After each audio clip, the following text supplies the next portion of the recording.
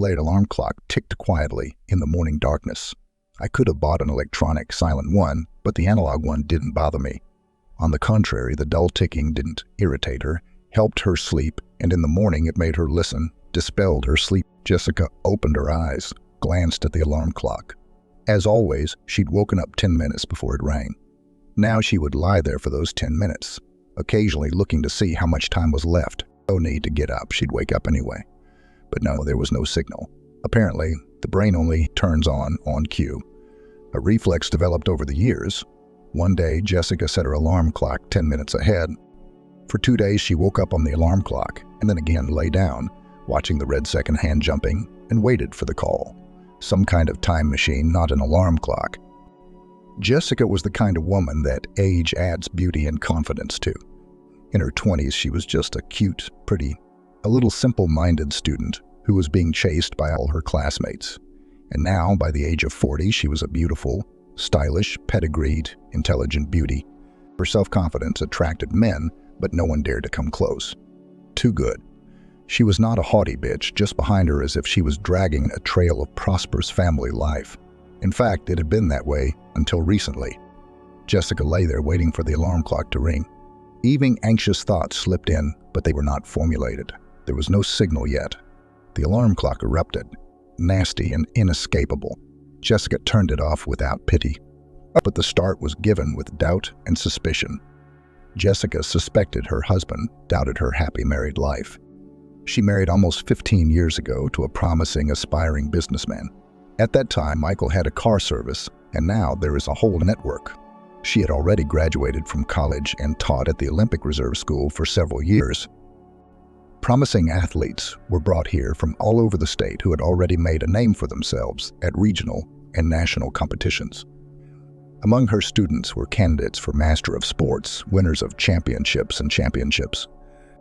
But athletic victories are one thing, but education is another. Jessica taught English, which athletes with their terrible training regimen did not need. So Jessica's main task was to somehow buy lessons, tutoring, but to pull the hope of American sports at least for a 3.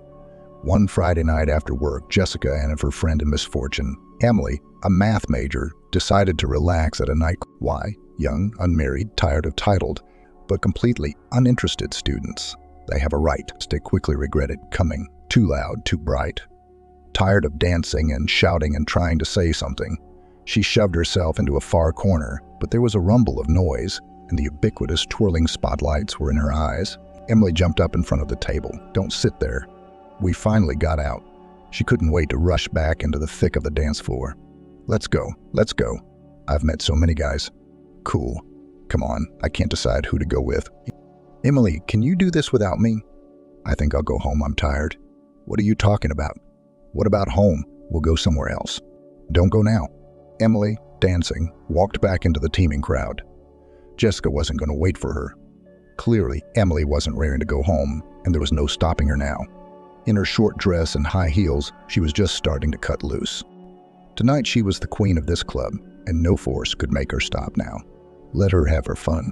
It wasn't often they got such a break from it. Jessica waited for the music to quiet down so she could make her way to the exit through the dancing crowd. Hi, a tall young man stood in front of the table. Can I sit down? Emily has set the pace so fast and I can't take much more. Yeah, sit down. I'm just leaving anyway. Can I come with you? I want some quiet and fresh air. Let's take a little walk. Can I walk with you? That's how Jessica met Michael, her future husband. Nice guy, good manners, nice family, beautiful and properly groomed. Was there love? Of course there was. But somehow, it wasn't intense. At 17, you can run to the ends of the earth for your beloved in a frenzy of passion. At 25, you need to build a reliable, happy family based on love. And all my girlfriends are already married with children. They said, choose Jessica. Men like you won't be pecking at you anytime soon. They'll find younger ones. Take it as it comes. It was a marriage of convenience. But it wasn't about money and wealth. It was about living happily ever after. Now in 40 years, more and more often flashed the thought that the calculation was wrong. Maybe it was necessary to wait for a mad and unearthly love and even for a short time, but to see the sky in diamonds and not to live 15 years of calm, prosperous, and happy life, which now flew to all hells. They didn't have children. It didn't work out. Jessica sometimes thought that if they'd had kids, things would have turned out differently. They didn't really want kids. At least Jessica didn't feel bad about it. It would have been nice to have a baby, but no, it wasn't. She never understood the enthusiasm of her friends who grabbed other people's children in their arms and hooted with them. I never felt any emotion at the sight of babies. She must be some kind of a defective. She doesn't like other people's children. If she loved her own, she wouldn't know. They don't exist. 2 months ago, Jessica felt that in their family, as in the Danish kingdom, something was wrong. Everything seemed to be the same as always, but there was some kind of reticence. Like Michael had a secret. What secret? They never hid anything from each other. He looked at Jessica with a frozen stare, like he couldn't see. Sometimes he seemed to want to say something, but it was as if he hadn't decided if he should. He always worked hard, and if he was late, it never occurred to Jessica to get jealous and throw tantrums. Now she was watching the clock, calculating what time he should be home. If he wasn't home on time, she'd start to worry, to suspect. Of what? Well, what could one suspect a husband of? Cheating, I guess. Although it seemed to Jessica that a cheating husband should behave differently. She didn't know how. But for some reason, she didn't believe in cheating. It was too trivial. There was no other reason for the changed relationship. Michael, what time are you coming over? I don't know, it's a lot of work. You're hardly ever home, you don't tell me anything. It's like I'm not in your life. Jess, are you jealous of me? It's a little late for that, I understand, about 15 years ago. But why now? I thought you know what to do when you're imagining things. Okay, I'm off. Smoochy. He poked Jessica on the cheek, grabbed his keys, and left. That's how we talked. Maybe it was nothing. I made it up, I'm suffering. But a nagging sense of impending misery lingered. No, something's wrong. Something's about to happen. Jessica decided to do something useful, but not her favorite. She had her own system for keeping the house in order. Sure, dusting and scrubbing the floors was a necessity, but she hated general cleaning, never trying to do everything at once. She assigned herself half an hour of family chores. There are community chores, and these are family chores. For example, wash the window, dust the bookcase, put the kitchen shelves in order. It's not a waste of half an hour. And the things I didn't want to do are done. Today was the clothes closet's turn. It was high time to put away the winter stuff, make an inspection of t-shirts and shirts. There's probably something that needs to be thrown out by now. Well, not thrown out, but taken to the country house. They don't throw anything away. First, they take it to the country house, and then, when it's been there for 2 years, it goes straight to the trash. If you have a summer house, there are no trash cans at home. Going through her shirts, Jessica fumbled with something hard in her breast pocket. A photograph. The photo was of Michael and some woman. Jessica had seen this woman somewhere. Only she looked different. She remembered old photos of Michael from his college days showed this woman, but much younger. Jessica hadn't really looked at her husband's old photos, but I think this was the girl she'd seen. She'd have to check. The old albums were stored in the back row of the bookcase. Jessica took out a row of books and pulled out the albums. Spreading the albums out on the table, she looked for a picture she honestly didn't remember very well. Okay, something vague like she'd seen. Jessica didn't even really understand why she was doing this. Well, she'd find a picture of a girl, so what? Only that Michael had met somewhere either a classmate or a classmate and had taken a picture with her, but she kept looking for the picture. She thought she'd find it and learn something very important. She did find it. Here is this girl, beautiful with a bold look with some irrepressible energy which is visible even in the old photo. And next to Michael, look so that it is clear, is not just love. Here is a passion that will sweep away everything in its path, push on any deeds. Something happened there in the distant past, and now it will auction in the prosperous life of Jessica. She didn't just feel it. She knew it for a fact. The doorbell rang. Emily came in. Over the years, Emily had managed to get married twice and have 2 children, gain weight, lose weight, gain weight again, but remain her closest friend. Oh, what's this? Nostalgia. What are you doing in the old stuff? You know, it's just a weird picture. Look, here's Michael and his girlfriend, and here's them, but a long time ago. So what? Maybe this one was taken a long time ago, too. It doesn't look like it. Judging by the age, it's done since a year ago. And the shirt he's wearing is the one I bought. So this girl showed up again not too long ago. He never told me anything about her. He kept the picture in his pocket. Either it was precious or he was afraid he'd lose it. Or he was afraid I'd see it. Jess, what does that mean? Anything. There's a lot of possibilities. Putting aside the most unpleasant one, the mistress, for example, he met an old love. Well, they took a photo for a good memory, slipped the photo in his pocket and forgot. Inga seems to be trying to calm and cheer up Jessica, offering different options to explain the situation with the photo. And now you can't find a place for yourself and draw horrible pictures of infidelity. By the way, that's also an option. That's exactly how it was planned. I decided to freshen things up, so I planted this picture on you. I wish I had your optimism. What's there to be sad about? It's a tragedy. Even if it's a mistress, it's no big deal. No, you can't forgive, of course. Remember how I kicked my first one out with a kick in the ass? But I didn't forgive him. I hate picking up scraps for someone else. Isn't that cheap? I divorced one idiot, found another. Jessica is at a loss to ask her friend for advice on what she should do now. Emily suggests asking Michael directly who the girl in the photo is. But Jessica doubts her husband will tell the truth since he's been silent and acting strangely so far. She feels things are complicated with this girl from the past. Emily insists that they need to find out the truth, even if bitter, rather than hiding their head in the sand. This leads Jessica to the idea of following her husband, although she realizes that it is ugly and dishonest. But if it's impossible to live any other way, then decency will have to be compromised. Jessica still tried to avoid being followed and asked Michael directly about the girl in the old photo. He seemed to remember that it was a certain Sasha with whom he studied together. But after showing the recent photo, Jessica is waiting for an explanation as to why he was recently dating her and carrying the photo in his pocket. The conversation doesn't seem to have cleared things up yet, and Jessica has to decide if it's really worth following her husband to find out the truth. The issue of trust in their relationship hangs in the air. Well, met by chance. Recognized him. Not in the old photo. Then why did you keep her picture? Jess, I'm sorry, yeah, I know this girl. We had a relationship a long time ago, but that was way before your time. There's nothing to do with us now. Me. How long ago? What's with the interrogation? I don't want to talk like that. I can go out with old friends. I don't have to ask your permission. Sure, honey. Jessica was sitting in her car outside her husband's office, waiting for something. So he'd get out, so he'd drive. He's got a bunch of auto body shops around town. There's no telling where he'd go. I felt like a fool, but I wouldn't leave.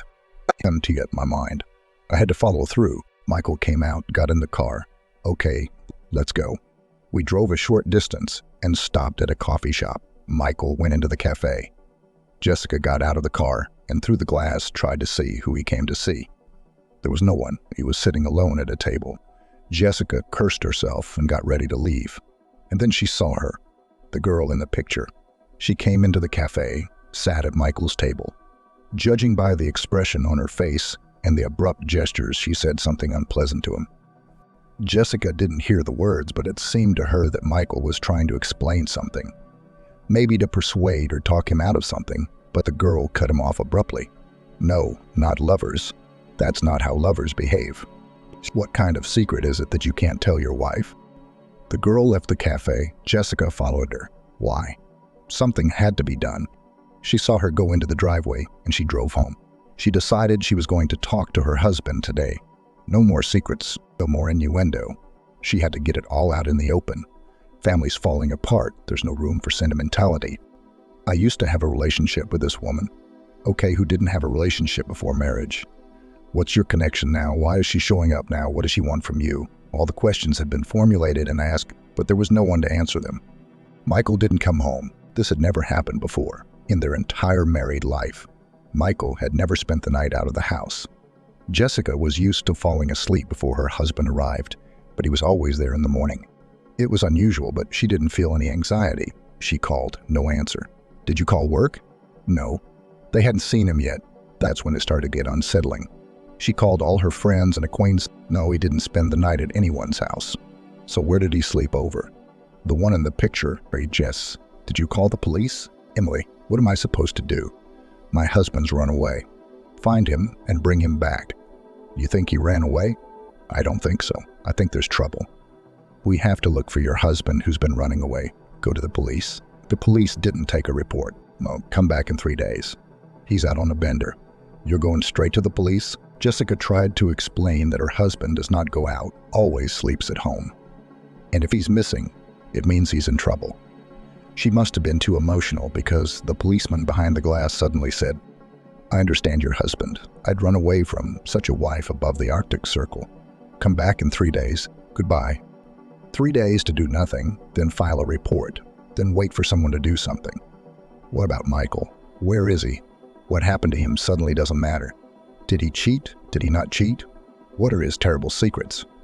Michael couldn't leave or run away. He was in trouble. There's no other explanation, and no one's going to find out what happened, so I'd have to do it myself. Jessica had no idea how to do that. The only thing that came to mind was to go to Samantha's house. Jessica remembered the house she lived in. Jessica didn't think Michael could be there, but Samantha would explain what their secrets were. Maybe there was at least a clue as to where he was. There was a girl sitting on a bench in the driveway, rocking a baby in a stroller. Hello. Do you know this woman? Jessica showed me a picture of Samantha. I can't say I do, but I've seen her. Jessica thanked the girl and called Samantha's apartment. No answer. She called again, but no one was there. Another girl came out of the driveway. She lives alone, has a daughter about 10 years old. They live together. Have you seen this man? Jessica showed a picture of Michael. I don't think so. There was a man who came to see her, but not this one. He came by today looking for her too. I live on the first floor. I can see the entrance from the kitchen. So I saw her yesterday. She went out with her daughter and I don't think she came back. Jessica went home, didn't find out anything, no idea what to do next. She dialed Michael again. No answer. There's another girl, 10 years old. If she was 15, I'd think she was Michael's daughter. Then it would make sense what Michael and his ex-lover have in common. But it doesn't make any sense at all. They can't have a 10-year-old daughter in common. There was hope that Michael had come home. But no, he hadn't. Jessica wandered around the empty apartment, then begged for him to come back, then cursed him for doing this to her. That night, her neighbor at the cottage called. Hey, Jess, did you have someone staying at the cottage? No. What's wrong, Aunt Maggie? I saw your lights on. I saw them. Michael came by, but he left almost immediately. Are you sure there's someone in the house? I figured if Michael brought it over, it must be someone he knows. Maybe we should go look. Aunt Maggie, please go and call me back right away. Thank God he's alive. Who did he bring in there? Samantha, I guess. But where the hell did he go? He never came home. And why would Samantha hide out at their summer house? So many questions, no one to answer them. The neighbor called Banks. No, Jess, there's a girl there. She wouldn't open the door, but she said she came with her mom. And now her mom's gone for a little while. Right now, should we call the police? No. Maggie, I think I know who the girl is. I'll be there in the morning. As Jessica drove to the cottage, she couldn't decide how to act.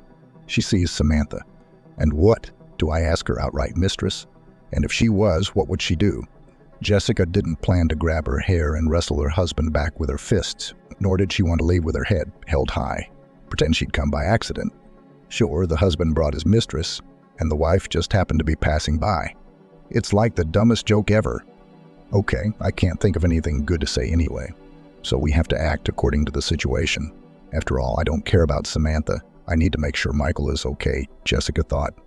She got out of the car and peered over the fence. The fence was low and not solid. The whole lot was in plain sight. There was a girl sitting at a table under an apple tree. Her blonde hair was in a ponytail, her jeans were a little too big, and she was wearing a plaid shirt. Jessica opened the gate and walked toward the girl. The girl looked up with bright eyes. No fright. Hello. Who are you? I never talk to strangers. Wow. You must have read Hemingway at such a young age. That's a good point. My name is Jessica. This is my cottage, so you're my guest. What's your name? Mary. Mary, are you here all alone? Oh, I'm here with my mom, but she went away for a while yesterday. She's not back yet. Mary, have you seen this man? Jessica showed me a picture of Michael. Of course, that's Uncle Michael. He brought us here, and he came again yesterday. Mom left with him, not hungry. No, the fridge is full. Jessica went inside, looked in the fridge. It was full. Sausage, cheese, yogurt, eggs, vegetables. There's chicken in the freezer. Settled in pretty good. They must have been planning on living here. So where's Samantha gone? We can't leave her here alone, can we? Mary, come with me. and we'll leave a note for Mom. May Schulzen. Let's go, in case Mom doesn't come home tonight. It's scary out here at night. On the way into town, Jessica asked, Mary, where's your daddy? He doesn't live with us. He is a traveler, recently was in Antarctica, and used to work in the circus. He's a magician. Jessica thought the girl chuckled. I see. He traveled to Antarctica and shows tricks to the penguins there. Mary also said that she and her mom often move around. They don't have their own house, but it's even more interesting that way. They lived in Greece for 2 years. Mary liked it there. It was warm and there was a sea, but her mom said she had to go back. So they came. Mom has a friend in town, Josh. Mary remembers where he lives. We should find him. See if he knows where Mom went. But Mary, when you went to the cabin, did Mom and Uncle Michael talk about anything? Mom kept saying she was going to go all the way, punish some creep. And Uncle Michael said it was dangerous and we should leave. Well, that's just what I need. Oh, you're in trouble, Michael. What have you done? We're going to have to look for Josh Doe. Maybe he'll clear things up, Jessica thought. Mary showed her the house where Josh lived and said he would be here soon. He always came at the same time. About 10 minutes later, Mary jumped out of the car and, with a shout of Josh, threw herself around the neck of a tall, long-haired young man. Mary, my little monkey, where did you go? Where's Samantha? I haven't been able to find you for 2 days. He doesn't seem to know much either. But we have to try, Jessica decided. I'm Jessica. You see, your Samantha didn't go missing alone, but with my husband. And I found Mary at my cottage. I was hoping you could help me figure it out. You know, I'm having such a crazy day today. I drove home with one thing on my mind, something to eat. There's a diner around the corner. Let's sit down, eat, and try to exchange information. Josh knew Samantha before she went to Greece. Knew she was from Atlanta, was Miss Atlanta. Had a mother there, classmates. She didn't go on to college, got married, had a daughter, then divorced.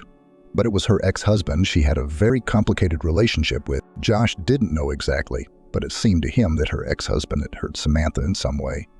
She hadn't said much about him, nothing specific, but there was a clear hatred mixed with squeamishness. I'd crushed the filthy insect, but I'm disgusted. She'd gone to Greece because she'd been asked to marry there. But the marriage didn't work out, so she came back. It was after she came back that she started acting strange. She was always calling someone, disappearing, throwing jobs at Josh, meeting someone. Josh was happy to help, but he didn't understand how. It's not like she'd let him in on her plans. And now she's missing. And not alone, mind you. I don't understand what my husband has to do with this. We knew each other years ago, but I never heard from her, Jessica said. She's back, and Michael rushed to help her. He was so eager to help her that he forgot to tell me he was leaving. Is she such a femme fatale that men lose their heads and don't remember themselves? You'd lay down your head if she asked you to? No, Jessica, you're thinking in the wrong direction. There's no reason to be jealous. First of all, she has a policy of no relationships with exes. Never go back in the same river. Secondly, I think she loved her Greek. I don't know what happened between them, but she didn't come back the same. If she found your husband after all these years, she must need him for something. She can't do it without him. I wish I knew what she was up to. Wait, couldn't she have gone back to Austin to see her mom? Or even if she did, she wouldn't have left Mary. She wouldn't even think about her mom. Okay, we can't think of anything now. I'm going to go home, see if I can find out where she lived, who her husband was. Yeah, I'm a lousy friend. It never occurred to me to ask. Well, can you find out? Me. Yeah, I can. Jessica picked up Mary and went home. Interacting with a stranger's child turned out to be quite pleasant. The girl was well-mannered, sociable, well-read, had her own opinion but all expressed it, sometimes very original. Jessie. For some reason, she immediately began to call Jessica. So, without any aunt, do you have children? No. That's what I'm thinking. You have kids, they grow up. You'll find out you shouldn't have had them. You don't know what you're going to have. That's a very radical decision for a 10-year-old girl. A whole philosophy based on some thoughts, on something seen and heard. It sounds strange coming from the mouth of a child, Jessica thought.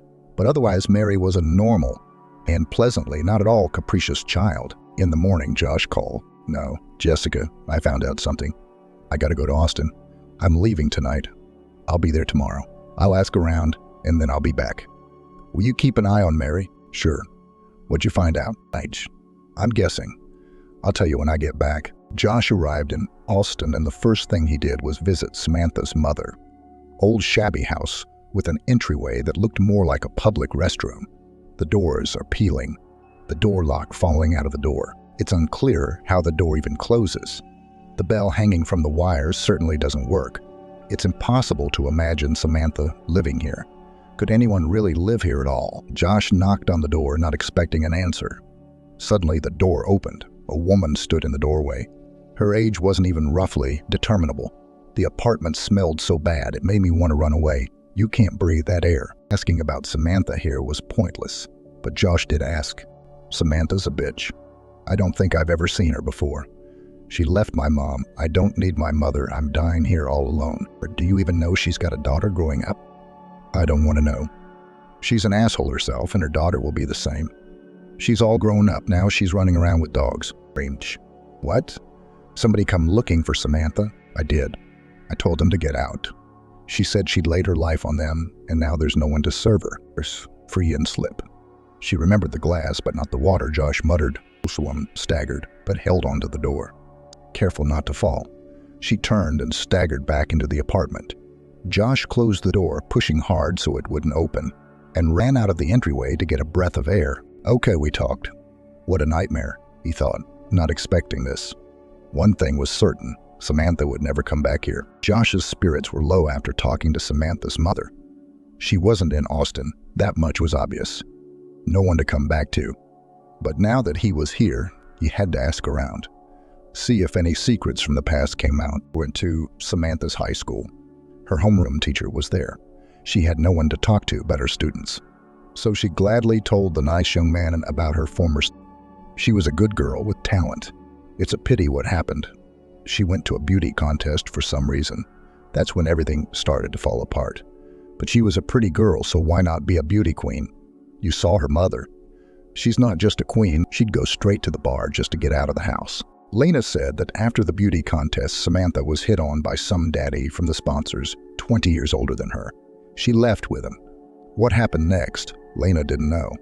Samantha never came to Austin again. You know, her friend Laura lives here. They've been in touch somehow. Laura said Samantha called her. Maybe she knows something. The teacher suggested. Nothing concrete again, Josh thought. Although he had already guessed which sponsor he was talking about. He'd learned that Samantha had left Austin with one Michael Lawrence, who was organizing the beauty pageant. He might be Mary's father. Now we have to find Lawrence. But first, we need to talk to Laura, Josh decided. Laura worked at the local hospital. Josh went there. At first, Laura didn't want to talk. She didn't know who this man was or if he might hurt her friend. But Josh turned on all his charm, pressed the fact that Samantha was in danger, and still persuaded his faithful friend. Laura said that after the beauty contest, Samantha was going to leave with Lawrence. Anna was horrified. You're going to live with that asshole. He's old, he's ugly, he's got greasy eyes. What am I supposed to do? Stay with my mom, get away from her and live on your own. But Lawrence is worse than your mother. He'll ruin your life, get you into this shit. No, then no. You don't talk. Laura didn't know anything more about Lawrence, but she could feel it, see it. A collector of pretty young fools. Samantha was just another miss to him. But for Samantha, Lawrence was a pass to a new life, and she had spit on everything and left. Laura's surprise was unprecedented when Samantha announced that they were married. Family life had become a dictatorship. You couldn't take a step aside. Endless humiliation, beatings, and total control. How did Samantha manage to have an affair with Michael? It's a mystery, Josh pondered. Michael didn't know that Samantha was married. He fell in love and didn't understand why his beloved would disappear for days at a time, unwilling to move in with him. So mysterious, with a lot of secrets. Lawrence solved all the mysteries quickly. When Samantha said she wanted to leave Lawrence, he didn't object. If you want to go, go, but go where I tell you to go. And locked Samantha up in a mental institution for 2 years. After leaving the asylum, Samantha took a long time to regain consciousness. And when she woke up, she realized she was pregnant. She gave birth to Mary. She didn't care about her life for a long time, but she couldn't imagine her daughter living with this monster. Samantha filed for divorce, grabbed Mary, and ran away. Either Lawrence wasn't omnipotent or he was fed up with his stroppy wife, but they got the divorce. Samantha was afraid that Lawrence would not leave them alone, so she kept moving, calling Laura from different parts of the country. Finally, 3 years ago, she announced that she had found her happiness, fell in love, was going abroad, and that Lawrence would not bother her there. Sometimes she called, even by video link. Laura could hear Samantha sparkling with happiness and was genuinely happy for her friend, and then she called hysterically, screaming, "I'm going to kill that bastard once and for all. He will answer for everything." I did not really understand, but it seems that Lawrence sent her lover photos of beaten Samantha in the asylum and wrote that he was going to marry a vicious woman. And in the photos where Samantha was drugged, with a glazed look, she really looked terrible. Apparently, Heracles, the Greek believed, was afraid to connect fate with such a person or was not so much in love. Anyway, Samantha had to grab her daughter again and leave. That's all I know. I haven't called again, and thank you, Laura. That clears things up. If he shows up, give me a call. Josh called Jessica, said he couldn't find out anything more in Austin. And he'll be home tomorrow morning. No, Josh, you're coming straight to my place. You'll tell me everything. But if you feed me breakfast, I'll come straight to you from the train. In the morning, Jessica was awakened by the doorbell. Woke her up at the moment when she was dreaming of something nasty and disturbing. She had no strength to wake up and open her eyes. It's a good thing they woke her up. It must be Josh, Jessica thought, but it was Ingrid. Aren't you answering your phone? Michael's here? No, she came in like a hurricane. Her energy hadn't diminished over the years. Emotions are running high. Don't yell, the baby's sleeping. What baby? Where did you get a baby? Let's go to the kitchen. Have some coffee and I'll tell you all about it. I've got breakfast to make. Josh will be here in a minute. He eats so much, I'm afraid I can't feed him. Jessica could hardly contain her laughter. Ingrid's amazed face was so funny. I'm sorry, and I'll just get you a coffee. I didn't have time to go to the store. A man needs to be fed. No offense, girlfriend. Jessica couldn't take it anymore and laughed. Come on, I'll find you a sandwich too. Before Josh arrived, Jessica had just enough time to tell him where the girl and the man had come from. Ingrid Ute and Ahedi.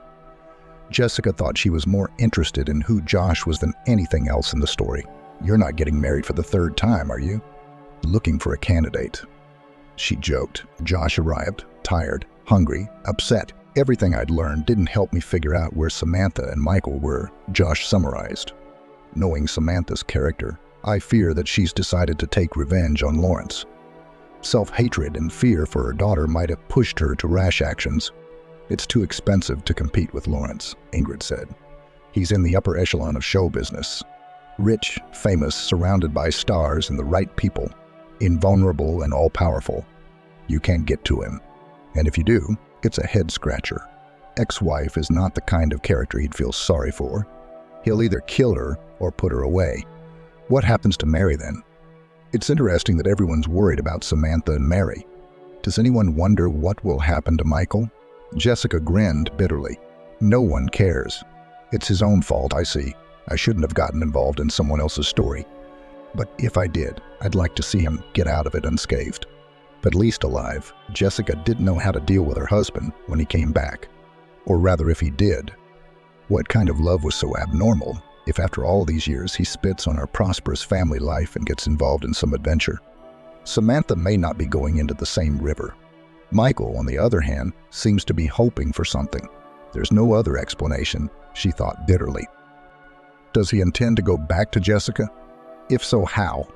Will he come and, without explaining or telling her anything, go on with his normal life as if nothing had happened? Does he think he can do that? Ingrid wondered. Jessica didn't know if she wanted her husband back. The only thing she wanted now was for him to be alive. We'll see. Our detective work has reached a dead end, Josh stated. Samantha's secrets are solved. Michael has no secrets. Where do we go from here? Josh felt that the only way forward was to dig into Lawrence's life. If something unforeseen, unpleasant for him had happened in the last few days, it was likely that our vigilantes had sprung into action as soon as possible. They must be stopped before the trouble happens. I'm going to go home now, get some sleep, and find out what Lawrence is up to, what's going on. Josh, who are you? If you can find out what the powerful are up to. Ingrid was clearly interested in the young man. I'm not a big bird myself, Josh answered modestly. But I have a few friends, including some from the world of show business who I think may be aware of Lawrence's affairs. If I hear anything, I'll call you, Josh added. Don't hurt Mary. She's a good girl. Josh left, and Jessica and Ingrid were left to ponder what kind of revenge Samantha had planned, trying it on for size. What would you do if your husband ruined your life? Ingrid asked. Well, I'd probably do nothing. I'd try to forget it like a bad dream, replied Jessica, and I'd definitely take revenge. How can you send your current wife a photo of you with your mistress? You can put your story in the press, ruin your image. But it's all kind of petty, toothless, Ingrid sighed. She didn't have the imagination for anything else. Jessica enjoyed spending the day with Mary. They went to the mall and bought Mary some clothes. She didn't even have any pajamas and only one shirt. They went to a cafe, had ice cream, then bought groceries and went home to make lunch or dinner. Josh was supposed to be here with news. And Ingrid, of course, would not stay home. While cooking dinner and talking to Mary, Jessica couldn't get the thought of her husband out of her head. Angry, of course, but even angrier at the unknown Samantha. Revenge on an ex-husband is probably fair, but why bring my Michael into it? She thought bitterly. But how can you not think about how your gamble will turn out for other people? For Michael and Jessica, Josh and friend Laura see Samantha as an innocent victim, hurt and humiliated. Jessica didn't see it that way. She developed a very different image of herself over the days. Bold, bossy, unforgiving of insults and insults, willing to go to extremes. Surely there was something to avenge Lawrence. But Jessica also questioned the extent of his guilt. The ease with which Samantha had put other people's lives on the line, including her own daughter's, was astonishing. In the evening, they gathered the council, and Josh laid out what they'd learned. Lawrence was really getting into trouble. A seemingly small thing at first. His young wife, an aspiring singer whom no one had heard yet, had been sent a photo of her husband having fun with his mistress. The mistress is even younger and, apparently, even more eager to become a star. Otherwise cannot explain the popularity of the old worldly daddy of young girls. But the young wife turned out to be wise beyond her years. She didn't want Lawrence's love. She didn't marry for that until he made a singer out of her. No divorce is out of the question. She didn't notice the affair, and there was no scandal. If Samantha did it, the first blow missed. The second one was much more serious. Lawrence's production center was churning out stars like pies. Not a year without a star. If they're making stars, somebody wants them. It was needed by sponsors who invested a lot of money and wanted a lot of money in return. Their indignation was not limited when they learned that most of the money Lawrence spends not on the promotion of stars, but on himself, his favorite. These were not empty words. They were presented with documents and proof of how much and on what was spent. The production center was cracking at the seams. Sponsors demanded Lawrence return the money, and the underachieving stars realized that fame was passing them by. Apparently, Samantha had been preparing this blow for a long time and disappeared when she was ready to deliver it. Realized that the collapse of Lawrence's career will not forgive her. Oh my God, what was she hoping for? That Lawrence would bitch and not find out who started? Now Jessica was horrified. But the worst part was that Michael would be the one to retaliate. She no longer doubted that he was involved. It was unlikely he was helping Samantha get information not his level, but he was hiding it from Lawrence. That was a fact. No, Jess, don't panic. Josh saw that Jessica was on the verge of a breakdown. We're not even sure what Samantha did. Somewhere she must have gotten those documents, and her entourage. I haven't found any people working at the Lawrence Center, although I don't know much about her at all, Josh added. Ingrid entered the room with a cup of coffee. Jess, do you have anything stronger? Coffee's a little hard to get through in here. She must have realized that Lawrence was going to retaliate now. Did she really think she'd spend the rest of her life in hiding?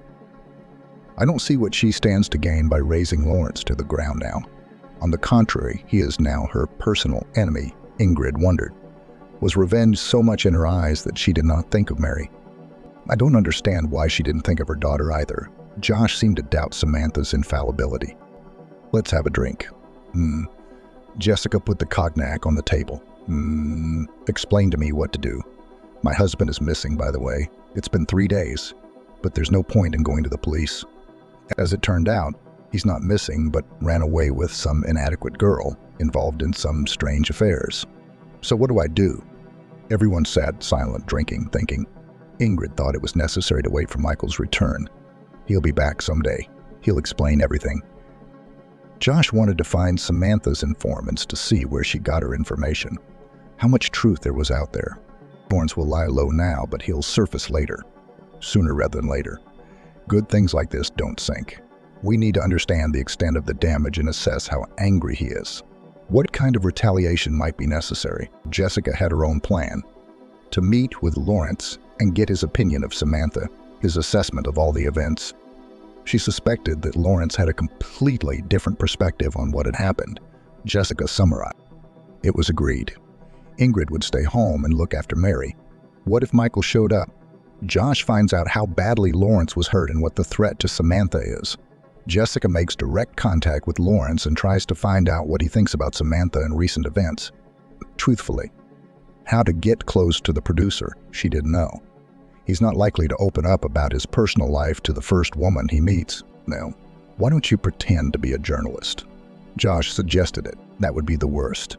He's as scared as hell of journalists these days, Ingrid objected. Maybe you're Samantha's lawyer and you want to settle before the trial. Josh came up with an idea. First of all, no one was suing. Second, having a lawyer is practically an admission of guilt, and we're not sure that it was Samantha who attacked Lawrence. Jessica countered. He's got plenty of well-wishers without her. Maybe he's not even thinking about her and we'll hand him the guilty party on a silver platter. Then he'll be all over her, Ingrid concluded, unable to think of anything. Jessica drove to the Lawrence Center. The main thing is to see him, and the rest will follow, she decided. As expected, she couldn't get past the guards. Not surprisingly, in light of recent events, Miss Lawrence doesn't see anyone. No new projects, no appointments either. So barricaded. It's impossible to get through. Okay, let's go the other way, Jessica thought. She knew what Lawrence looked like. The media personality scandal was all over the TV channels. Is he going to come out of the center someday? Clearly, they won't let him near me. I have to think of a way to get his attention, to say something, so that Lawrence will realize it's in his best interest to talk to me. She sat on the bench in front of the office, fretting, trying to think of the right phrase to get Lawrence's attention. She had several options. But when Lawrence appeared in the doorway, she was suddenly confused, and everything she'd thought of went out of her head. He was walking toward the car, and now he would get in and drive away. She had to say something. Jessica rushed to the car and shouted, "Lawrence, tell me about Samantha. She's going to ruin my husband." The guards rushed toward her, but Lawrence suddenly stopped them. He looked at Jessica carefully and waved his hand, beckoning her over. When she approached, he asked, Do you know Samantha?" "No, I've never seen her." "What does this have to do with my husband?" "He left with her. Why don't you get in the car and we'll talk?" "Don't worry, I don't eat beautiful women for lunch." Jessica knew her value and had long ago realized how it worked on men. But now a chill ran down her spine. She felt scared and a little creepy. She was scared, but she couldn't back down, so she got into the car. "May, take it easy. After all, I'm not the one who came to see you. You're the one who wants something from me," Lawrence said. "I want to know about Samantha. I know her version of events from her friend's words, but I don't believe it too much. I want to understand what my husband's gotten himself into. Now I want to hear your side of the story." "What's your husband's name?" "Michael." "Me. Where is he now?" "That's what I'm trying to find out. I'm truly sorry if your husband got involved with Samantha. Nothing good can come of it for you or him." Guns approached the driver. "No, Walter, the girl and I are having a serious conversation. Not the car version. Let's go to the restaurant."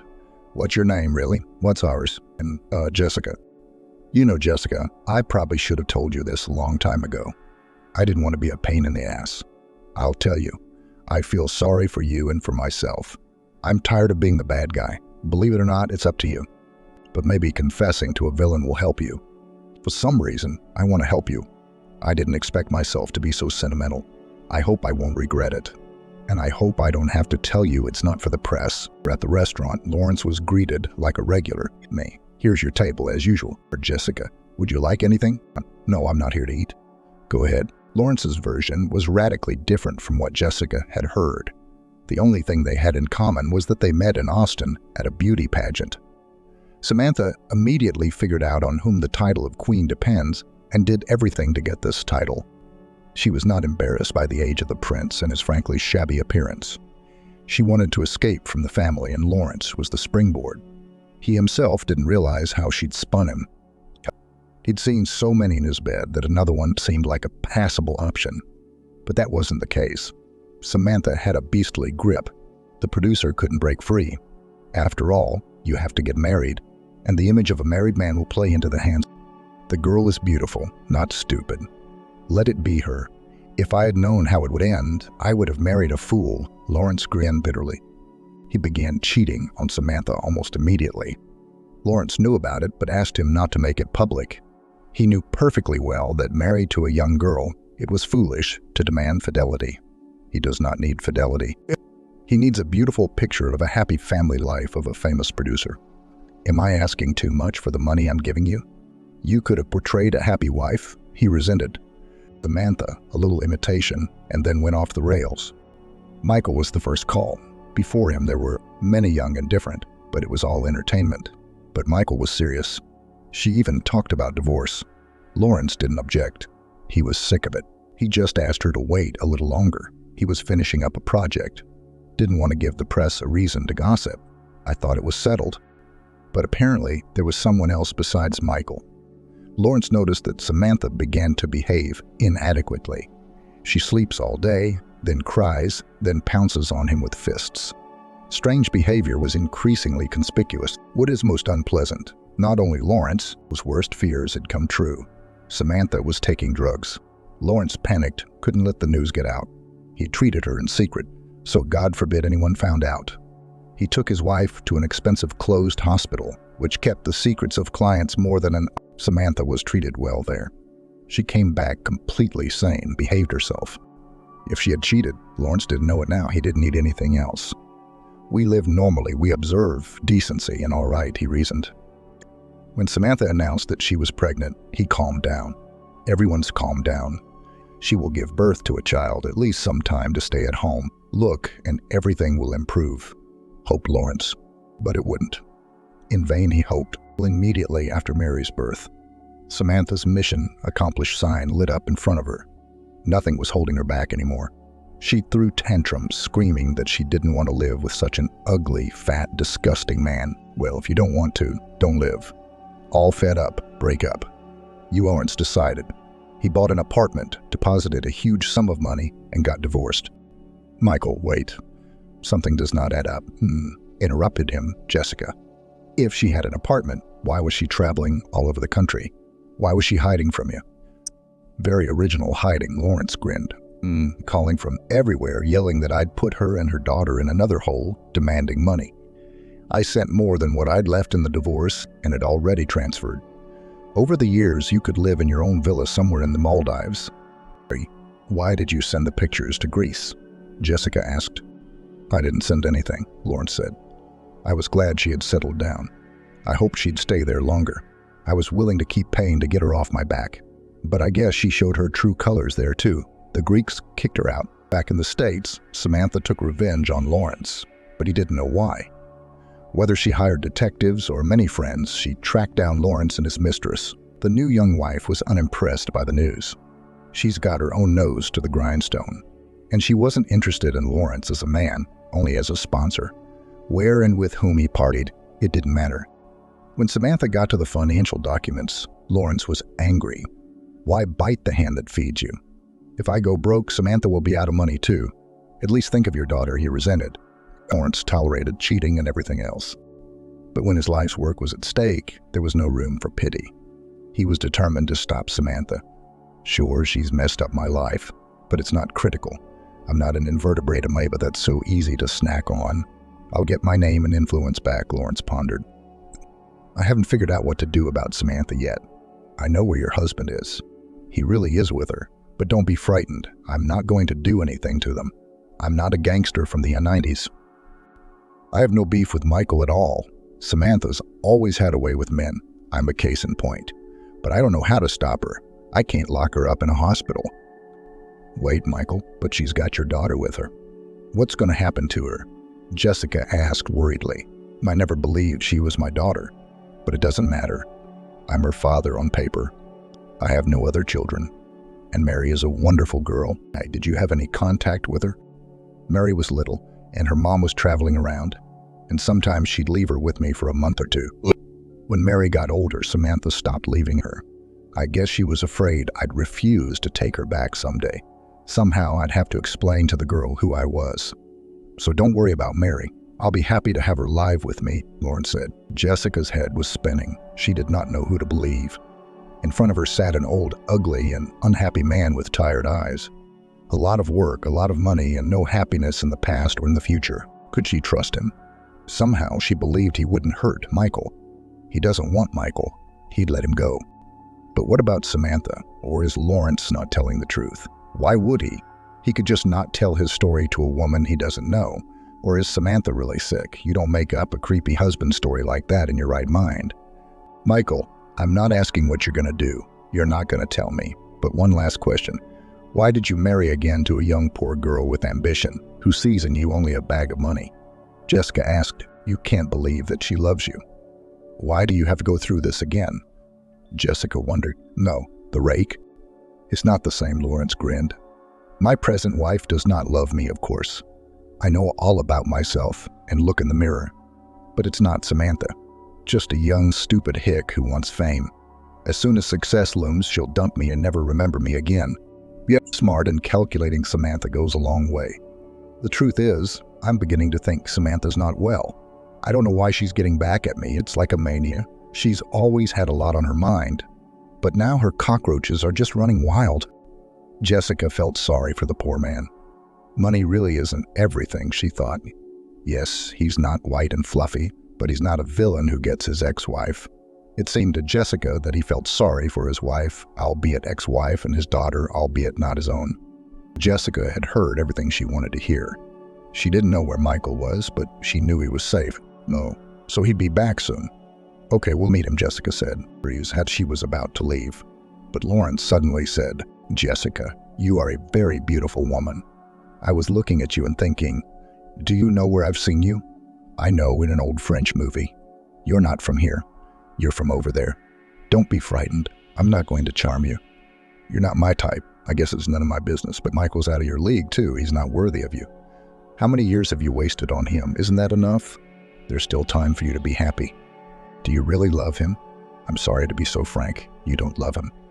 Then why do you love him? Look at me. You're looking at a man who thinks he can live without love. Don't make the same mistakes I did. Be happy. Ashrika was leaving, he said to her. Remember, my story mustn't get out. If anything appears in the press, I'll know you did it. You're the only person I've ever spilled my guts to. I warn you, if you do, I'll be your personal enemy. It was harsh and demanding. Jessica drove home in the morning, replaying the information in her head. It didn't make sense. Now Josh was going to say that Samantha was the victim of a tyrant husband. Jessica didn't believe that anymore. He's not a tyrant, just an unhappy man who makes money but realizes he can't buy happiness with it. I feel sorry for him, but I pity myself even more. I've spent half my life trying to build a happy family, and where is it? Some lunatic lured Michael in and he ran after her, forgetting he had a family. Well, that's a family that's worthless. It's time to take my head out of the sand, Jessica pondered. The house was packed. They sat worried, blaming themselves for letting Jessica go alone. They were terribly glad that she had returned alive and unharmed. Jessica carefully, without elaboration, spilled all the information. As expected, Josh didn't believe it. Jess, you're a smart woman. How could he woo you so quickly? Josh, what do you know besides what Samantha said about herself? Her friend Lena, who believes Samantha is the victim of a tyrant husband, hasn't seen her either. You can say anything on the phone. How do you check? I'm not saying that everything Lawrence said is true, but the image of your infallible Samantha has gotten a little fuzzy, Jessica said. Ingrid, sensing the growing disagreement, quickly intervened. Nice break. What are you arguing about? If I understand correctly, there are no complaints about Michael. Then Casanova will be here soon. We'll ask him. But when you think about it, your Samantha is kind of weird. Don't you think so, Josh? Josh didn't say anything, but he didn't deny it. Samantha was a friend, of course, and he was willing to help her. But lately, he wished she'd go away. I'm not refusing to help. Distance is not an obstacle, he thought. They agreed that Michael was safe and would be back soon. Samantha was lying a lot, but Lawrence wasn't going to take revenge on her. Everything seemed fine, but Jessica didn't care about Michael or Samantha. She didn't know what to do with her life. Had she loved Michael when she got married? Of course she did. He was so handsome. Her heart sank, the thin, intelligent face, the suave manners. Now Jessica was asking herself, is this enough for a happy life? Well, you're so wise now. And then such questions did not occur to you. Yes, if youth knew. And it's too early to talk about old age. Well, amateur detectives. Any thoughts on what to do next? Jessica asked. No, I don't. It's a dead end. I mean, it's all so clear, but what's the point? I don't know where Samantha is. Why isn't Michael coming back? It doesn't make sense, the other said. Jessica wanted to lie down and think. The wisest thoughts come to her before she sleeps. Dear guests, don't you have to go? She hinted. Ingrid and Josh didn't object. Now, yes, it's time, they said, and hurriedly got ready. Wow, I missed something. Ingrid, what a bitch. How did she get here so fast? She's always been like that, though, and no one can keep up, Jessica thought. She lay down, but she couldn't sleep. She thought about her life. It was strange to think of her life with Michael as something that had passed. She had never imagined living without him. Now I'd have to get used to it. It was terribly depressing. When he came back, he'd probably explain everything, apologize. But Jessica wouldn't be able to live with him, to pretend that nothing had happened. She can't. She'll always remember the betrayal. I wonder if he'll tell the truth or lie. Jessica pondered. Michael showed up the next day. He came over, kissed her cheek carelessly, looked into her eyes, tried to understand what was waiting for him and how to behave. Nay, Jess, I'm sorry. I had a work emergency. I had to leave, and I broke my phone accidentally, so I couldn't call. Okay, I'm gonna lie. Of course, no one has a phone but yours, Jessica said sarcastically. Michael, before you tell a bunch of lies, I want to tell you that I've been looking for you. I was at the cottage. I know about Samantha. Her daughter's sleeping in the bedroom. How'd you leave that girl alone? Samantha never remembered her until now. Also, keep in mind that I saw Lawrence. He told me his side of the story. So without humiliating yourself by lying, why do you care so much about Samantha that you got involved in a murky story and weren't afraid to lose your family? Michael must have come up with some story that was convenient for him, but Jessica messed up his plans, and he had no choice but to tell the truth. It's unclear how much he knows, but it's dangerous to get caught in a lie. I don't know how to explain it, Michael began. When I saw her, I knew I couldn't say no. I knew she was dragging me into something bad, but she needed help. You know, it was like a spell, like hypnosis. She was so convincing about Lawrence's abuse, or so his meanness. I didn't even doubt it was true. The only thing I could do was try to talk it out, to dismiss it. I was afraid it would be worse. Well, to be perfectly honest, I chickened out. I knew it would be bad for me, too. Samantha showed up when she got back from Greece. We saw each other occasionally. She told me more and more details about Lawrence's abuse. Michael believed her. His heart broke with pity for the fragile, unhappy, unjustly accused of all the sins of a woman. Michael was eager to help, rushing to every call. Then he got tired of rushing. More and more often flashed the thought that before her appearance he lived a normal, quiet life and would not mind return to such a life. But now Samantha wouldn't let go, calling, sobbing, demanding help. The last call was hysterical. Her husband had figured out where she lived. She had to run, but she had nowhere to go. Michael rushed to Samantha's apartment. She was frantically shoving things into her bag, pushing her daughter. Hurry, hurry, hurry, hurry. He'll be here any minute. I've got so much dirt, he won't get away with it. He'll answer for everything. Mary, don't poke around. Put those toys down. Come on, let's go. As Michael drove them to the cottage, Samantha talked excitedly about how she would exact revenge on Lawrence. Michael tried to talk her out of it, begging her to give it up. It was too dangerous. Different weight classes. If you piss Lawrence off, he'd retaliate in a way that would be devastating. Samantha couldn't hear, screaming that no one understood how much she'd suffered at the hands of this man. For a moment, Michael thought she wasn't quite right. She kept saying Lawrence was stalking her, but in the time he'd been with her, Michael had never seen him, not even a phone call. On the contrary, it seemed as if Samantha was stalking her ex-husband, some kind of obsessive stalking. It's unclear who's after whom, Michael continued. Tired of Samantha's inadequacy, he tried to convince her to leave. He promised to find a safe place. Now, if there's no money to move, I will. That's the kind of money he offered. Jessica laughed. The laugh was hearty and a little hysterical. The money she'd scraped out of Lawrence was enough for 3 lifetimes. You'll never make that much. Jess, please stop humiliating me. I know I was a fool to fall for it. I don't know what it was. It was an obsession. Yeah, it was an obsession. Hypnosis. The evil eye. Isn't that a little too mystical? What kind of hypnosis did you forget about me under? Do you have any idea what I went through when you disappeared? I was sure you were in trouble. I was ready to tear up those policemen who sneered at me. They said your husband was out and would come back. I didn't think you'd just run off with your mistress. Why did you come back? Did not like living with a crazy woman? Jessica continued. Nay, Jess, I'm sorry. No, I'm not. Keep talking. Why didn't you leave her at the cottage? You knew by then she was safe. Let her live. You could have come home and told me everything. Didn't you ever think of that simple option? That's what I was going to do, but it didn't work out. I didn't get home in time, Michael explained. Samantha called again and demanded that I go back to the cottage.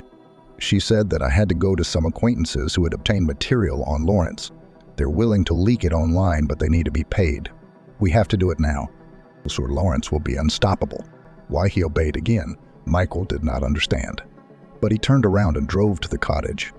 Samantha was already at the fence. She jumped into the car.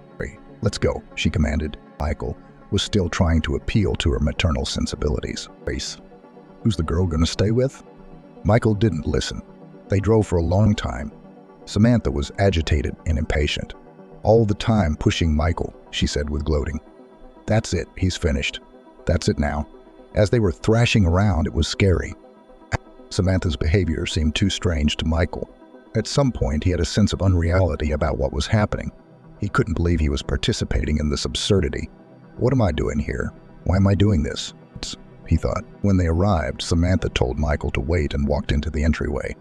He sat waiting, lost track of time, didn't realize how long he had been here. But for some reason, he wouldn't leave. He remembered Jessica, tried to think of how he would explain himself to her. There was a longing in his soul, and he wanted to leave everything and return to his quiet, happy life. Despair was setting in. Michael realized that his life would never be the same. But he didn't leave. He waited. He woke up when he realized that he had been sitting for hours. He called Samantha, but she didn't answer. So Michael got out of the car, stood, walked over, and went into the driveway. Where to find Samantha, he had no idea. He decided to knock on all the doors one by one. A grandmother who looked like a fairy flower with pink hair slowly descended the stairs. She was followed by a small dog that looked just like her, only not pink. Michael still dared to ask her if she had seen the girl in the light-colored jacket and where she might have gone. Young man, even if I seem strange to you, you could have said hello. I haven't seen your girlfriend, but there is one apartment on the 5th floor where many people go in but few come out. Look for her there, she replied. Who the hell is she, a witch? Michael thought as he walked up to the 5th floor. He didn't even have to think about which door was which. One was half open. Entering, he found himself in a narrow hallway with flickering lights and peeling wallpaper. As he walked further down, he saw a large room with about 10 people in it. Some sitting, some lying down, and some walking back and forth. No one paid Michael any attention, as if he didn't exist. A kind of looking glass opened before him. Michael had never seen such a place before, but he immediately recognized the essence of what was happening. He tried to see who could be Samantha. He found her, picked her up in his arms, and headed for the exit. The others showed no interest in who was being carried, where they were being carried. Their gazes were blank, as if they saw nothing around them. Putting Samantha in the back seat of the car, Michael got behind the wheel and realized he didn't know where he was going. Probably to the hospital. But if Samantha was taken there, he would be locked up in a treatment facility. What would become of Mary then? And what would happen to him when Samantha found out that he was the one who sent her there? Without medical attention, she could die. Michael dialed the number of a doctor he knew, gave the address of Samantha's last refuge, and drove to the location. The doctor arrived quickly, treated Samantha, gave her shots, put her on an IV, and said that the patient needed constant supervision. He took a fee for his services and left. Michael was left alone. Sitting next to a nearly motionless Samantha, he thought about how it was that his life had descended to this. He wished he could get rid of all his troubles and go back to his wife. It was clear to him that Jessica was unlikely to forgive him. He wondered how he'd gotten himself into all this. At first, old feelings flared up. After all, he remembered how strong love had once been. Then came the desire to prove himself a hero, the savior of his beloved from the encroachments of the villain. When he realized that the princess was independent enough to fend for herself, It was too late to change anything. He found himself too deeply involved in the situation. He would have continued to sit next to Samantha, tormented by thoughts of rescue. But suddenly there was a call from Lawrence. Not to Michael, of course, but to Samantha. But Michael answered. Silently, without explanation, Lawrence said that Michael could be out. He would look after Samantha himself. Michael didn't object. He left the place in a hurry, and there he was, standing there so familiar and close. He's back. First he left her, now Samantha. I can see why he left Samantha. Things had gotten too tense, too tiring. Tired of having to sacrifice himself. I longed to return to my youth, to relive the vivid feelings, but I couldn't. A life of mixed fantasies was too disturbing. What was wrong with Jessica? Jessica looked at Michael with difficulty, and inside her flared the desire to strike him in his graceful, cultured face. The face that had always been so neat, to make his appearance distorted with pain, to make him cease to be attractive, to make her have no desire to admire him, no desire to rejoice in his return. Wanted to rid herself of any warm feelings for him. He didn't deserve it, but she held back. I didn't hit him. Michael didn't even realize how deeply he'd hurt her. How could he do that? He didn't think about how much it hurt her, how skillfully he'd packaged his anger in an attractive shell. Look how honest I've been. I didn't lie. I came and told her the truth. And now he's standing there looking at me and doesn't understand what the problem is. After all, he came back, told everything, repented, even asked for forgiveness. Jessica should have forgiven him as a sign of gratitude for the fact that he came back and felt pity for her poor husband, who had been through so much. She should have thrown herself into his arms with tears in her eyes, stroked his head and assured him that everything terrible was over and everything would be all right. Jessica stood motionless, her gaze glassy, sending shivers down Michael's spine. She was silent, and he couldn't understand her thoughts. Obviously, a quick reconciliation scene with a happy resolution was not going to work out. Michael decided to wait it out. He hadn't even considered the idea that Jessica wouldn't forgive him, not now or ever in the future. And Jessica's only wish seemed to be that this man was never around again, that he would leave and never show up again. "Will you please leave now?" she said, trying to remain calm. "What do you mean, leave? Where am I going?" Michael didn't understand. "Get out of here. Go away. Get out," shouted Jessica, already desperate. Michael was stunned. Never before had he seen his tactful and calm wife in such a furious state. He was scared and confused. Michael realized it was time to leave before her condition turned into a full-blown tantrum. He couldn't imagine how this explosion of emotion might end, and he didn't want to find out. "Okay, I'll stay at the cottage for now. Then we'll talk," he said as he made his way outside. When the door closed behind Michael, Jessica couldn't hold back any longer and burst into tears. Mary, peering into the room fearfully, cautiously walked over and hugged her. "Jessica, do you want me to get you some tea? You cry for a while and I'll put the kettle on," she offered affectionately. Something clenched in Jessica's heart. Perhaps for the first time she realized that she wished she had a child, someone to help her cope with the pain and give her the strength to go on living. But right now, she felt alone. Jessica tried to do something to take her mind off the pain, but the tears wouldn't stop flowing. It was like she was trying to cry out all the loneliness and pain of the last few days. Mary, without imposing, came in from time to time to see if everything was all right, realizing that Olga needed space. In the evening, Emily's friend came in and, seeing Jessica's condition, picked her up in a friendly manner and took her into the kitchen. While Jessica sat there, Emily quickly set the table, poured a shot of cognac, and asked her friend to drink, trying to support her in some way and help her overcome her grief. "Okay, well, now eat and tell me about it," Emily suggested. Barely holding back tears, Jessica began the story of her husband's return. "Emily, tell me, do men think differently? He told me everything. Look, I still don't understand what happened, and I can see he's not faking it. He really doesn't understand. Can I live with him? Look, friend, divorce is not a disaster." Emily reassured her. "I'm speaking as someone who's been through it. Don't rush to make a decision on emotion. When we were young, we were all categorical, but now sometimes compromise seems to be the best solution. Everything needs to be well thought out and stop crying," Emily said very warmly. "In my case, compromise is not an option," Jessica countered. "After all, I don't love Michael. Or maybe I never have. Do you think it's because of him that I'm crying? No, I'm crying for me. I feel sorry for myself. How ridiculous my life has been. No love, no children, Now no husband, Jessica drowned in her self-pity, tears flowing. Friends exist to support you, to tell you that you are a good girl, to wipe away your tears and add a little cognac. That's what they did. Gradually, the dialogue descended to the usual complaints of resentful women. We are so beautiful and smart, we earn our own money, but we are not lucky in our personal lives. Where do men look? And in fact, where are these men? I guess they are no longer around. The conversation continued along the well-known route. How bad men are and how unfair life is to them. Here I am, a fool admired, always for a great love, married in for life. But you chose Michael for his reliability, stability, and the chance to live without concussions. Was I wrong? Did you miss something about him? Or is it your own fault? He'd come to believe that I wouldn't go anywhere, that I'd keep everything simple. In the end, he became the husband I raised him to be. So what? We're going to blame ourselves now. You're not the one who got involved with the ex. No, you left when you realized she wasn't herself. You didn't get involved in a risky venture to ruin Lawrence, Emily said indignantly. And you didn't decide that despite having a family, she was the one to save. Come to your senses, friend, and stop defending that scoundrel. Maybe you're even thinking of forgiving him. You can try, but it won't do you any good. It's scary to be alone at 40, isn't it? Isn't it scarier to look him in the eye every day, expecting another betrayal, than about being alone? You know, I have some thoughts, she added. Are you out of your mind or what? What options are there in my position? Jessica interjected. We'll see about that, Emily exclaimed confidently. I myself once thought there was no choice, but it turns out there is. Inga was talking with such gusto about Josh's charms, his politeness, his intelligence, his beauty, that Jessica realized that her friend had been carried away again.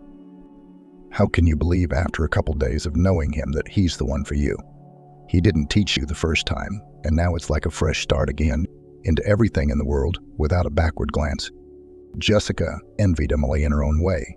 I wish I could be like that, maybe sometime in the future, but not now. Right now, I have to get a divorce, sell the apartment, split things. It's all so painful and unpleasant. I didn't think life could turn out like that. She thought, you can still turn it around, pretend you've forgiven. Go on living a measured, unhappy, but peaceful life. Not ready for change, though it often comes unexpectedly. While Emily dreamed of her happiness, Jessica pondered how loneliness was saved. At least she's got kids. And here she was, lonely. Speaking of children, oh my God, where's Mary? Jessica exclaimed fearfully and hurried into the room. Mary was asleep, tired after a long day. Jessica, did you feed her today? Emily inquired. No, you didn't, Jessica smiled. She was the one who gave me tea and brought me sandwiches, keeping an eye on me to make sure I didn't do anything stupid. Strange, with a mom like that and a nomadic life. Mary is a perfectly adequate child, Jessica reasoned, and now her mom will probably have to go into rehab. What's going to happen to Mary? No one seems to take much interest in her fate. Yeah, it's weird, Emily agreed. We should get going. She pulled out her cell phone and dialed a number. Girlfriend, can you pick me up at Jessica's? Thanks. Emily sent the photo and smiled at the response. What tenderness. God, well, at least you be happy. The next morning, Mr. Lawrence himself called Jessica. He invited, or rather announced, that he was expecting her for lunch, and the car would arrive at the appointed time. Jessica felt anxious. It was clear what the conversation would be about. Or rather, about whom? About whom? About Mary. Jessica thought that now her daughter would be discussed, and she herself meant nothing to Lawrence. It was sad to part with the girl who had been such a comfort to her during the last few days, but her feelings were apparently unimportant. The meeting took place again in a restaurant, where a polite waiter again greeted them and Lawrence, who had aged noticeably during these days. Hello, Jessica. It's good to see you. You won't believe this, but in the last few days, you are the first person I've had a pleasant conversation with. The others are either sympathetic or mean. Michael, may I ask how Samantha is doing? Jessica asked hesitantly. Michael told her that after Michael left, he went to Samantha's house. He found her in a semi-conscious state and called an ambulance. The doctors were clear. Very severe poisoning, needing sophisticated equipment and round-the-clock care that couldn't be provided at home. Michael experienced déjà vu, remembering the past and wondering why he was involved in this story again. The ex-wife, who had left him decades ago, was once again affecting his life. He reproached himself. What nonsense, Michael, still hoping? She's sick. Even after recovery, she'll never be the girl you knew. But he couldn't let Samantha die alone. He knew that no amount of treatment was a guarantee, but he couldn't abandon her. Jessica looked at Michael Lawrence, feeling how hard it was for him to even utter those words. You can't decide how to tell her you're her daddy because you're afraid you won't impress her. I think Mary would be happy to know she has a real father who wants to see her and be there for her. I only spent a few days with her, but I sensed how much she needed someone of her own, someone close to her. And you know, the fact that you can be there for her is already more than most people can offer. Jessica sensed how much Michael needed those words, confirmation that he could be a good father to his daughter despite all his past mistakes. Maybe I don't have the right to say this, but I'm scared of losing Mary. She's become someone very close to me, and I don't want her to disappear from my life. Maybe I could see her once in a while, take a walk in the park, go to a cafe, maybe the zoo. I understand if you're against it, but she's become a part of my life, Jessica said quietly, feeling how important it was for her not to lose touch with the girl. Michael listened, nodding thoughtfully. Jessica, I can see that my daughter has grown attached to you, and I think she'll be only too happy to spend time with you. But first, I want to mend our relationship, show her that I'm her father. After that, I'd love it if you could keep seeing each other. At home, Jessica already had Michael waiting for her, and the atmosphere was tense. We need to talk, he said, frantically pulling on his jacket and trying to appear calm. But Jessica deferred the conversation until she met Mary, who was waiting downstairs for Uncle Michael. You remember Uncle Michael, don't you?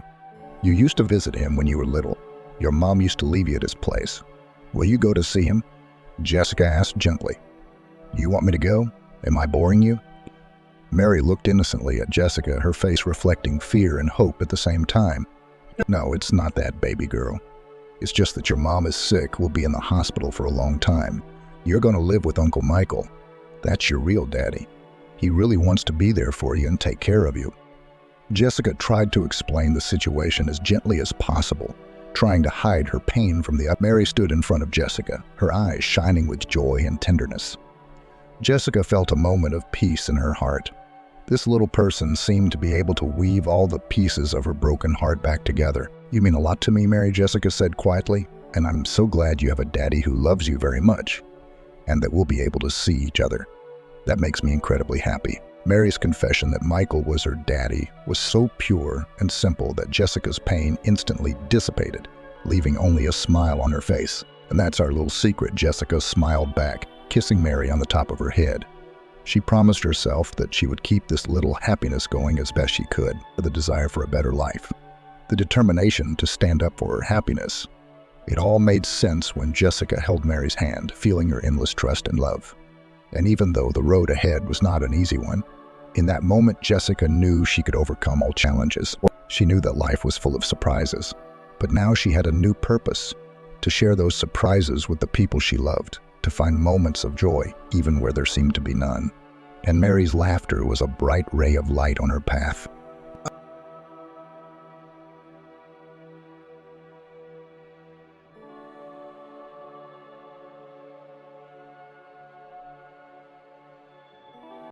That night, Kevin's dreams were so vivid that when he woke up, he thought, well, I'm drunk. I'm hallucinating already. His head rattled so much that he had no strength to get out of bed. The man rolled over onto his side with difficulty and slowly got up. There were pills somewhere. He pulled out the nightstand drawer, began fumbling around inside with his hand to dissolve the pill in a glass of water. Kevin drank and lay down again. He dreamt about his father that night, his father. He was angry with his son, swearing and pointing out mistakes. But what he had done to his mother. You're selfish and a scoundrel, the father was saying. And Kevin stood in front of him as he had so many years ago as a child and never looked up. Mother gave her whole life to your upbringing, denied herself even the smallest things. And you. The dream was so clear that Kevin could almost physically feel the slap his father gave him. At that moment, his mom had to stand up for her son. She had always protected him from everyone, calmed his father when he got hot, defended him to the teachers at school, rebuked the neighborhood kids when they took his bike away from him. Where's the mother? His father was getting more and more demanding, and he was about to punish Kevin. But Mom wasn't in the dream. She never came to help her son. And that realization made him feel cold inside. Fear gripped his whole body, and a drop of sweat stood on his forehead. Kevin woke up like that, covered in cold sweat. The man hadn't seen his mother in 5 years. Maybe she's dead, he thought, and the thought made his head crack even harder. Kevin slowly looked around the room. Slowly, he began to remember everything that had happened the day before. Yesterday, bailiffs had shown up at his office with a notice that Kevin no longer owned the firm. His accounts were seized, and he had to leave the apartment within 10 days. "Are you out of your mind?" Kevin exploded. "Get out of here, or I'll call security." The man reached for his phone to dial the number of the head of security, but the uniformed man held out a ruling to him. "What's this? What are you pulling on me? Your papers, go away with them." Reading what was printed on the white sheet, Kevin was confused. The document stated that Moore Alex was the new owner of the firm. "Wait," the man said in a more peaceful tone. "How about I call this Moore Alex that's mentioned in the document? I'll try to find out. I know her. Please."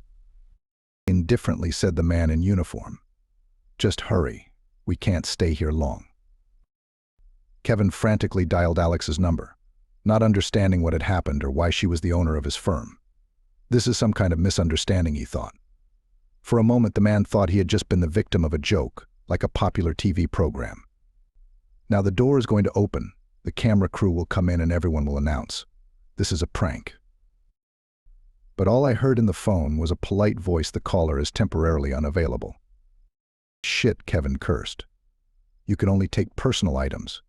Everything else has to stay in the office." Seeing that the attempt to reach Alex was going nowhere, the bailiff pointed Kevin toward the door. "Please step outside." Still not understanding anything, the man headed for the door. On his way out, he mumbled, "I'll call the lawyers. I'll find out. This is definitely some kind of misunderstanding." "That's your right," the uniformed man replied calmly, locking the door behind Kevin. "Have a good day." Walking out of the office, Kevin dialed Ben's number. Ben had been his friend since childhood. "Ben, need to meet," the man said, as soon as a familiar voice was heard in the receiver. "I'm in trouble." "No problem," Brother Ben replied. "Where and when?" "Let's do it at our waterfront bar. Get there as soon as you can." "Deal." "I will." When Jorah entered the bar, Kevin had almost finished the bottle of whiskey. "Drink?" he asked his friend, and without waiting for an answer, poured the rest of the drink into a glass, then waved his hand to the waiter. "Chef, bring another bottle and an appetizer. Something tasty." "What a day you're having," Brother Ben examined his friend critically. "What's the matter, party or something?" "You're not going to believe this. I got kicked out of my own office today. They also said my accounts were blocked, and I had to move out of my apartment within 10 days. You see, I've been kicked out of my own firm, and I'm not allowed in my apartment anymore," Kevin was saying. "I don't understand," Ben replied calmly, sipping from his glass and taking a bite of lemon slices. "You've been doing fine, no problem." "I don't get it either," Kevin said with despair in his voice. "But most importantly, friend, you don't know the most important thing. They showed me a piece of paper that says I'm no longer the owner, but the new owner of the firm. Who do you think that is?" Ben looked at his friend with interest, waiting to watch Kevin pour whiskey from a new bottle. "The new owner of the firm is Moore Alex," Kevin said ominously and slowly, looking directly at Ben. "You're Alex?" Ben squeezed out of his mouth in surprise. "How so? Did you sign the firm over to her? Wasn't it enough for you that she's already sitting on her neck with boutiques and spas?" "Wouldn't have occurred to me. It's incomprehensible how she now owns both the firm and the money in my apartment." Kevin was furious. "I don't know," yelled Kevin, slamming his fist on the table so hard that their gazes were caught by the bar patrons, and the security guard tensed, preparing to intervene. "Let's ask her," Kevin suggested, and pulled out his smartphone to dial Alex's number again. "The caller is still unavailable," he said doomily as the familiar message lit up on the screen again. "Maybe she's at the spa? That's where the girls usually turn their phones off," Ben suggested thoughtfully. "Let the hell help her." Kevin poured into glasses and continued drinking. In the morning, he barely remembered what had happened afterward. Only bits and pieces of the night flashed through his mind, as the guard politely but insistently invited them out. Kevin tried to resist, but Ben and the security guard pushed him outside. Ben shoved his friend into a cab and sat next to him himself to drive him home. Kevin woke up in his bed with an understandable weight in his head and a terrifying lightness in his soul. Everything that had surrounded him just yesterday now seemed distant and alien. He got up, jogging barefoot across the cool floor, and headed for the kitchen. "Geez, Ben, you could have taken care of that," he thought sadly, when there was nothing in the fridge to help with waking up after a drunken binge. After a shower, which provided a faint glimmer of freshness, Kevin's thoughts began to slowly cohere into something coherent. His car. The car could be the key to solving at least some of the problems, because there was no mention of it in the paperwork. "I'm going to Alex. Alex will explain everything," he decided, already in jeans and a t-shirt, systematically brewing coffee. Perhaps he was still under the influence of shock, but he strongly wanted to believe that what had happened was a misunderstanding that could be resolved. As luck would have it, the car was at the office, which meant it would be a cab ride to get there. On the way to the Jeep, Kevin had contacted Susan's secretary, not having clarified the situation, but having done at least one good deed, sending the girl home early. Now he was driving, making his way through the pulsing avenue, and mental rehearsals of a possible conversation with Alex were bouncing around in his head. She'd say it was a joke, everything would fall into place, and his life would get back on track. But it wasn't optimistic confidence that chased him away. It was the duty of seeking the truth. Kevin had to find out. He couldn't just lose everything he had. After all, he had plans, dreams. Every day he set goals for himself. There was a meeting ahead, full of hopes and fears, but he was ready. Ready for anything. Well, life throws challenges sometimes, and it's up to you to accept them. Sinking down on the couch, Kevin crossed his arms over his chest, feeling all the exhausted lightness give way to a heavy daze. Despite his spinning head and sense of loss, he demanded answers. "I want to hear an explanation. Now," he said with a note of desperation and demandingness in his voice, like a judge ready to pass judgment. And he continued in the same vein, "You, Alex, how could you do this? How could you steal from me? And you, Ben, how could you do this to me?" To your friend, the questions poured in layer after layer, but the distinct demand in them was the truth. Alex, confused half a minute ago, now looked determined. Despite the heaviness of the air lightened by betrayal, she gave the impression of someone who wasn't used to backing down. "Look, Kevin, your business was going under, and if it wasn't for me, you'd still be losing the firm and the apartment." She began, rising to her feet and walking past him as if barely tolerating her touching the air. "You didn't want to see things go to financial disaster yourself. I just took from you what would have slipped through your fingers as it was." Ben, who had already taken a seat at the bar, remained strangely calm, playfully turning his glass with a look that spoke of his involvement in this conspiracy. "Give it a rest, Kevin." It was all just a matter of time. He tossed back phlegmatically, wrinkling his nose at a sip of wine, as if he had already calmed down with the thought of the upcoming conversation. "Then you're the one who set it all up." "You" and Alex. Kevin's words came out of him like gunshots, each word charged with pain and bewilderment.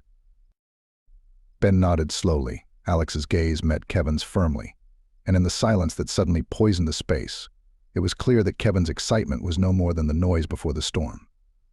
The truth, painful and incomprehensible, but a truth that was causing him as much distress as it was liberating, spread out before him. "We'll explain everything," Alex added lastly, giving a voice of confidence. But it was confidence not in getting everything back to normal, but in a new chapter in which Kevin would be entirely at the mercy of his former friend and betrayed lover. Ben stood before Kevin, shoulders squared, as if his words were the final nail in the lid of this grim sarcophagus of bad luck and betrayal. Kevin, on the other hand, felt like he was in a black abyss, where Ben's every word echoed precisely, shattering the remnants of his world to pieces. "Since childhood friends?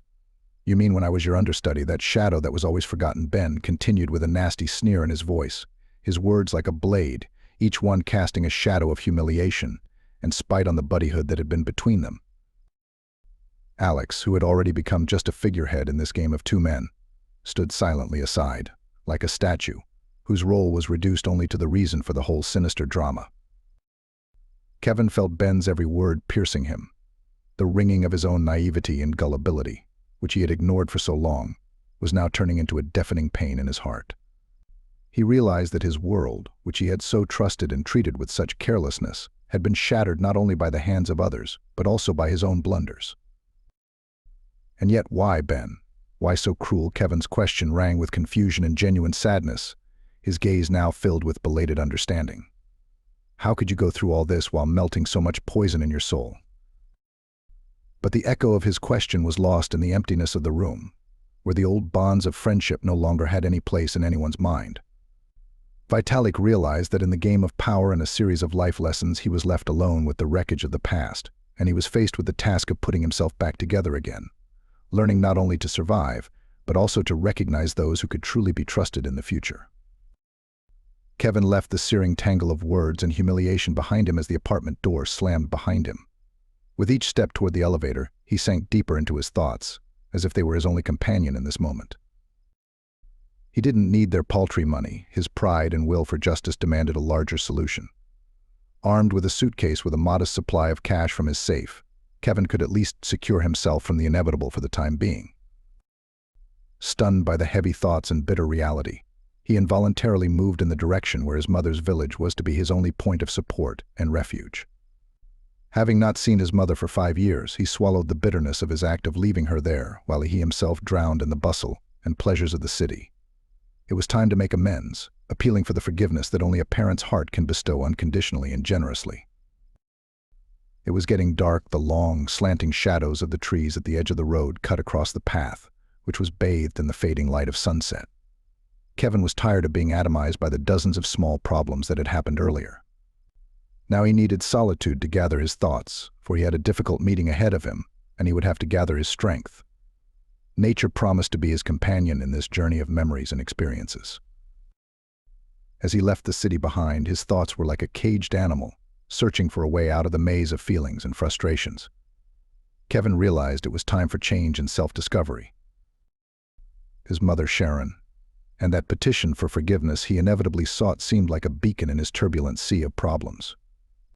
Every kilometer away from the life to which he had grown accustomed brought him closer to true values, and to that simple existence from which he had fled for so long, but to which he now sought a way back.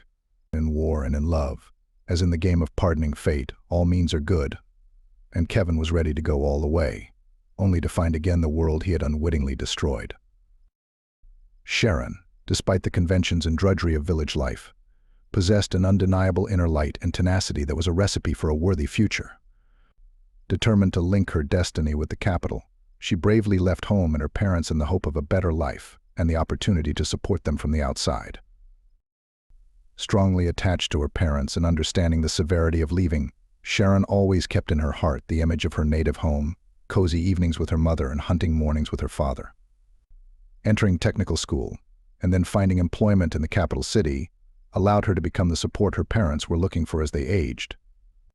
Life in the capital opened up a new world full of prospects and opportunities for Sharon, but she had to sacrifice her connection to her homeland and the warmth of her family home. The factory, where she got a position in the personnel department, became a second home for her, and the man, the shop foreman, who took care of her, eventually turned out to be the man who became her husband, friend, and colleague. The passing years have taken Sharon far away from her parents' home and habits, but her soul has never lost the connection that was established in her early childhood love and devotion to family. And now, as Kevin, her son, drove to visit her in the wilderness, where she had gone 5 years ago to live out her final years away from the hustle and bustle of the city, he carried in his heart the hope of reunion and forgiveness, realizing that no matter the distance or the time spent, the warmth of family always remains in the heart. The weight of grief enveloped Sharon like the fog surrounding the morning fields as she returned to her own doorsteps, now motherless. The lives that had once boiled on either side of the hedge had faded, and the village, like an old man, had succumbed to the languor of aging and resigned itself to time. Longing and guilt, mingled with the warm fondness of memory, burdened Sharon's soul as she gazed upon the peaceful face of her mother in her coffin. How alive it had once been here, and how lonely it looked now, lost in desolation and oblivion. Their conversation at the table that evening did not wade evasively through the thorns of mundane trivialities, but poured forth in a direct tone of pain and consolation. His father was sympathetic to Sharon's words, the storm of emotion and simple human regret that neither he nor his mother had ever seen their grandchildren had cut the threads of their expectations and dreams. Fred, though he cast a reproachful glance, still, deep down, shared that same feeling, that both he and Sharon were victims of the unforeseen circumstance of their life together. But even in that sadness there was a gentle understanding that the path of the heart is unpredictable, and sometimes all that remains is to accept its twists and turns with wisdom and care. Sharon felt like a little girl trying hard to fetch water from the well, stack firewood, and plow the vegetable garden. Only this time she needed to bring the sincerest comforting caress to the hearts that loved her and had remained waiting by her side despite all the vicissitudes and obstacles. The impending sadness could only strengthen their mutual understanding and wait together for the unanticipated joy to once again knock at their humble cottage. Sharon and Fred's fate was intertwined with the beliefs and wisdom of past generations, with the belief in predestination and eternal traditions that live in the hearts of the people of their village. Sometimes ancient customs and healing rituals could bring peace and even new hope to those who believed in them. The dipping practice the father shared with his daughter and son-in-law was more than just immersion in ice water. It was an ancient way of healing and cleansing, often going back much further than centuries. The mysterious ways of Providence came together when, after a ritual in the woods at the waterfall and her father's words about the possible gift of life after death in the family, which was a reflection of a belief in balance and replenishment, Sharon learned she was expecting a child. A long-awaited miracle that was the beginning of a new chapter in their lives. Though joy was mixed with the bitterness of loss, with Kevin's arrival into Sharon and Fred's lives, the gray everyday skies of their existence lit up with new colors. And finding that unspeakable joy in the eyes of their newborn son, the couple opened a new page of their family book, where letters were born from the looks and smiles of their baby. Each new day of Kevin's life was a living reminder of the boundless love that parents can give their child, even in the shadow of past trials and losses. Although life is often full of challenges, and does not always obey our wishes or plans, there is room for wonder and rebirth when the old is gone, giving way to the new. The wisdom of their ancestors helped Sharon and Fred find their way to this new beginning. The story of Sharon and Fred's family emerges in the clear lines of a simple and traditional household, where each seeks his or her own path to happiness, and each has his or her own methods in molding a future for their child. A two-bedroom apartment in a new building was their dream, and the achievement of their long years of thrift and work. For little Kevin, who was all their pride and happiness, they chose the best they had to offer, although their views on parenting diverged. Fred, in giving his son attention and guidance, wished only to instill in him the example of courage and fortitude that he considered necessary in the life of a sturdy man. Sharon, for her part, surrounded her son with tenderness and endless attention, often giving in to his little desires, which created a certain disagreement in the approach between the spouses. Kevin, a cheerful and resourceful boy, grows up in love and prosperity, but childish pranks, sometimes growing into major mischief, make you think about the boundaries of permissible and how to reconcile strictness and mercy in the process of upbringing. Broken window and complaints from the school became the catalyst that forced Sharon to share with her husband the full picture of what was happening. It became a serious discussion about how children should be raised and what values they should be taught so that they remain both kind and strong individuals. Ultimately, the episode may have been a boost to Kevin's internal discipline and a point of convergence in Sharon and Fred's parenting beliefs. Challenging trials over time may have strengthened the bond of each member of this family and helped them build a bright and strong future together. The love invested in the younger generation certainly multiplies and returns, but also requires wise direction to avoid mistakes and move through life's journey with firmness and integrity. The paths of fathers and children often diverge, as the plans of the younger generation and their vision of the future are often radically different from the attitudes and experiences of their parents.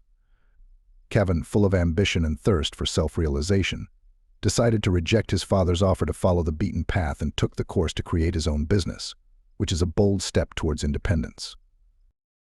It's worth noting that while the emotions and stress accompanying this decision may spice up the family situation, Kevin has the opportunity to use the skills and knowledge he gained at the Institute and the experience he gained at his previous workplace to realize his dream. Notably, Kevin's request for financial support risks causing a dilemma for Sharon. On the one hand, she loves her son immensely and wants to support him in all his endeavors. And on the other hand, she understands the potential risks and uncertainties of entrepreneurship that go against her late husband's beliefs. The challenge for Sharon, as a parent who has been left without the support of her spouse, is to find a balance between wanting to help her child in his endeavors and managing the family's savings wisely. With the example of a husband who has always worked hard for the family, wisdom will be required in deciding whether to support her son's ambitions and give him a chance at independence, or to leave savings as a guarantee of emotional and financial stability in the future. Kevin, now perhaps realizing the weight of responsibility and stepping into the role of head of the family, faces his own challenges in building the future he seeks, but it's never too late to learn new things, including how to run a business wisely in the spirit of the times, with an eye for risks, but also for promising opportunities. Sharon saw her son growing up, stepping confidently into life, building a career, and even founding his own business. She had no regrets about supporting his endeavors, for what mattered most to her was to see Kevin happy and successful. A special hope was kindled in Sharon's heart when her son announced a visit from a girl. Perhaps this was the kind of change in their family that could bring new joys and perhaps the promise of a continuing lineage. These thoughts were certainly sunshine in the daily routine of a woman who had dedicated her life to her family and son. Kevin and Alex's meeting, full of mutual sympathy and obvious attraction, with signs of attention and flirting, could be the beginning of something bigger and more serious. Vitalik, seizing the moment and taking the initiative in his own hands, as if speaking about readiness for new steps in his personal life. It seems that new developments are just around the corner, and perhaps soon Sharon, proud and hopeful, will be babysitting grandchildren, seeing her family grow and continuing the family traditions that she and her late husband cherished so dearly. All that remains now is to wish that fate will spare them any unexpected twists and turns and offer a smooth path to shared happiness and well-being. The evening at the club continued into an unexpected morning in a new location, and Kevin had to awaken in a foreign environment, making attempts to contact his friend for help. The headache and heaviness of the morning after a stormy night had him seeking some sort of relief, albeit with a cheerful hint. "Careful," she warned. "I might tease." "Oh, really? Such a cutie and hurt a poor, lonely guy? I wouldn't believe it in a million years," Kevin tried to make a joke. "Here's to introductions." He took a drink, set the glass aside, and turned to the bartender. "Buddy, another one." Alex drank the cocktail slowly, gazing up at the man. "Are you alone?" the girl asked. "Not really. My friend and I agreed to get together and hang out for a while. We've been working," Kevin replied and took a sip of whiskey. "Cool stuff." Cranky Alex grimaced. "And where does this poor Kevin work that he gets so tired?" "Poor Kevin is the director of his own firm." "Wait a minute, what's poor?" "Poor Kevin isn't poor at all." The man laughed. "There's my friend Ben." Ben walked up to the counter. Kevin introduced his new acquaintance to his friends, and the company moved to a table in the main hall. Kevin realized that he liked Alex more and more, and this interest only grew stronger with each cocktail they drank. The club was already closing when they went outside. Alex wrapped her arms around Kevin's neck and whispered, "Do you want to continue the evening?" "I really do," Kevin murmured. "Then let's go to my place." "Do you have anything strong?" he asked, cradling Alex by her slim waist. "It'll turn up." Kevin spent the night at Alex's house, and in the morning, barely able to get his head off the pillow, he decided to call Ben. "I had to get home somehow."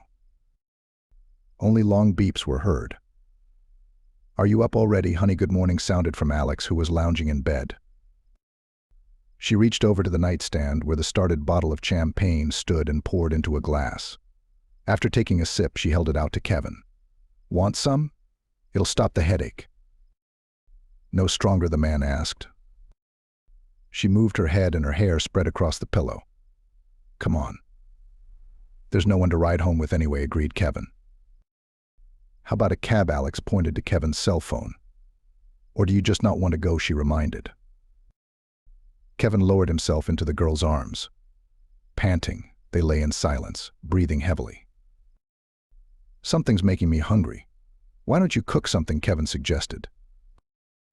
No cooking, and I don't like to cook," Alex flatly refused. Why don't we go out? Like for lunch. Where? A restaurant, for example. Let's do that. Kevin decided that this wonderful night should end just as beautifully. Only I'll make one phone call. Okay. I'm going to take a shower. Alex wrapped herself in a sheet and headed down the hall. Sharon was in a hurry from work and had to stop at the store for groceries. My son is bringing his son to meet his girlfriend today. She was overwhelmed with joy.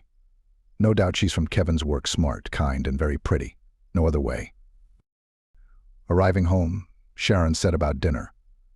After popping the chicken, carefully marinated from the morning, into the oven, she started on the appetizers.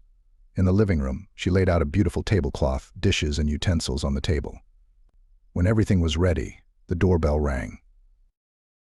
"Mom, we're here," Kevin exclaimed cheerfully, kissing Sharon on the cheek. "Here to meet you. This is Alex." "Nice to meet you," the woman replied with a smile, sizing the girl up. Alex was different from the one Sharon had painted in her imagination. "And I'm Sharon." The girl smiled back and looked around the hallway. "Well, what are we standing around for? Come on into the hall," Sharon invited. She staggered into the kitchen, while Alex continued to survey her surroundings. "Nice apartment you have here. Do you two live here together?" Alex asked. "Yeah, my dad passed away, and it's just me and my mom," Kevin replied, uncorking a bottle of champagne. "Why aren't you getting married?" the girl inquired. "Somehow it never occurred to me. Maybe I haven't met the one I'd like to spend my life with yet," the man replied. "Are you sure? Or maybe your mom just doesn't let you," Alex laughed. Kevin looked at her, not knowing if she was joking or if she seriously thought he was a mama's boy. "Come on, I have a great mom," he said. "I don't even doubt it." "Don't worry," the girl put her arms around Kevin's neck and kissed him. Sharon walked into the room and was slightly confused when she saw the young ones. "Well, everything is ready. We can sit down at the table," she said, holding up a platter of fried chicken. "It smells so good, Mommy." Kevin turned up his nose. "I love it when you roast chicken with your signature recipe." "Thanks, son," Sharon replied. Wanting to lighten the mood at the table, she turned to Alex. "What do you, Alex, like to cook? Share a recipe." Alex looked perplexed at the woman, then at Kevin. "I don't like to cook anything," she replied. "I prefer to eat at restaurants, or at the very least order takeout." Sharon was surprised. "Well, how can that be? How are you going to feed your husband and children? After all, everyone knows that the way to a man's heart is through his stomach. That wisdom works, believe me."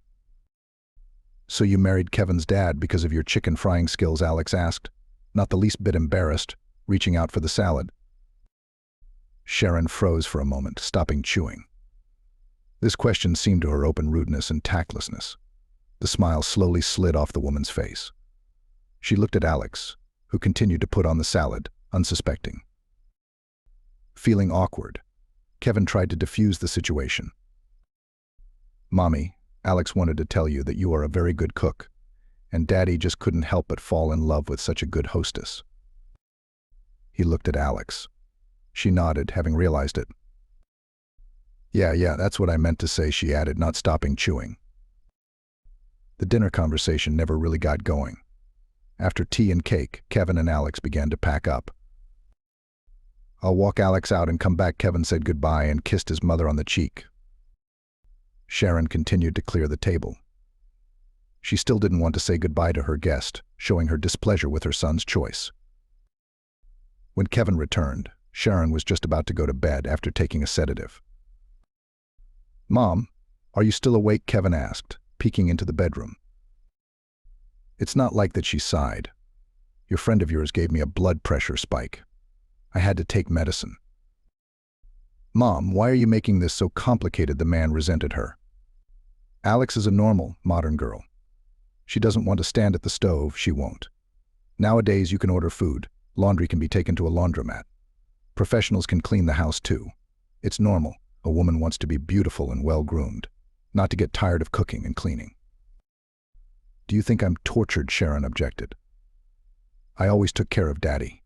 He had clean shirts, he was fed. and we used to mold dumplings together.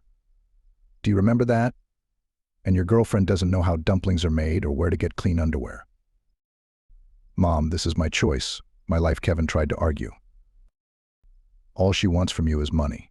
Look at her, Sharon was outraged. She's dressed like, God forbid, what would Dad say if he saw a girl like that? Mom, that's it. That's enough, Kevin rolled his eyes. I'm off to bed, I have to get up early tomorrow, Kevin said, and walked out of his mother's bedroom, carefully closing the door behind him. Sharon was left sitting at the dressing table, looking in the mirror at her face, noting the signs of fatigue and signs of aging that had been especially evident since her husband's death. Maybe retire, she thought. It wasn't a new thought. Often she had reasoned about ending her working life, especially as her eyesight and health were beginning to fail and new technology was causing difficulties. It's decided, I'll talk to the boss tomorrow, she finally decided. If there was someone willing to take her place, she wouldn't interfere and would retire, making way for the young. Kevin was in a great mood. His trading company would be a year old, the results were excellent and profits were growing. Partners were increasing, accounts were being replenished. He decided to thank the team for their contribution and throw a party. When the anniversary celebration was held in a room that had been cleared out for the occasion, decorated and stocked with hors d'oeuvres from the catering company, Kevin gave a thank you speech followed by thunderous applause. I had no idea your staff loved and respected you so much, Alex said as she hugged Kevin. She skillfully showed everyone her special position next to the principal, emphasizing that she was more than just a friend to him. Her plans for Kevin were serious. There was only one problem left: his mother. The other day, Kevin gave Alex a luxurious fur coat. However, the gift was not bought at his own request. It so happened that during a trip around the city, Alex noticed the showcase of a fur salon and expressed her desire to go in. She convincingly stated that she adored fur coats and mantos, and Kevin could not object to her, as he was crazy about her, and he could not deny himself the pleasure to continue romantic relations with the girl. Kevin watched as Alex tried on one item after another. Eventually, she chose a blue mink coat that accentuated her figure perfectly and walked over to Kevin, who was relaxing with it while drinking coffee. Honey, look how it suits me. Don't those lips deserve such a gift? These words, spoken by Alex with lipstick on her lips, put Kevin in a quandary. Why don't you look at something else, dear? And preferably a smaller number on the price tag, he suggested. No, I want that one. It fits me perfectly, Alex insisted. Don't you think the price is too high? These things are cheaper in Europe, Kevin tried to convince her. However, Alex remained adamant. Finally, Kevin gave up. Wrap it up, please. His mood dropped a little, because he couldn't share her joy at the purchase as much as she would have. But soon Alex managed to cheer him up again, and they went to his house. Kevin arrived home after midnight. In the morning, after an invigorating coffee from Sharon, Kevin walked over to the table where his mother had already prepared breakfast for him. You got home late last night. Did you stay late at work? She asked. No, Kevin replied briefly. Then where were you? Sharon insisted. Kevin was silent for a moment, then replied irritably. Mom, what am I, 5 years old? Are you going to control me my whole life? I go where I want to go and come back when I want to come back. Why do you care? Calm down, I was just asking, Sharon replied, a little startled.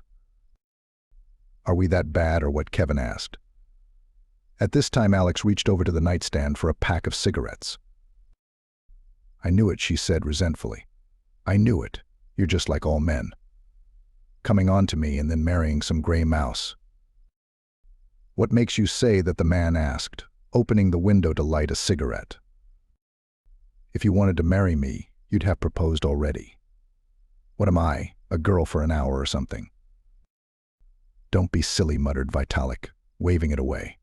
Don't I give you money? Don't buy you presents, don't fulfill your desires. All that's true, but a woman is something else entirely. By marrying, a man proves his love. You love me, don't you? I do, he admitted. Well, all right. If that's the way you want it, we'll get married, he said, putting out his cigarette. Then come to me, my kitty, Alex invited. Kevin couldn't refuse her. A few days later, Kevin picked up Alex after work, and they went to his house to inform Sharon of their intention to get married. Alex wore the new fur coat that Kevin had bought her. She wanted his mother to see that he wasn't denying her anything. When they walked in, Sharon was resting on the couch with high blood pressure. "Mom, you're home." "We're here," Kevin yelled as he entered the house.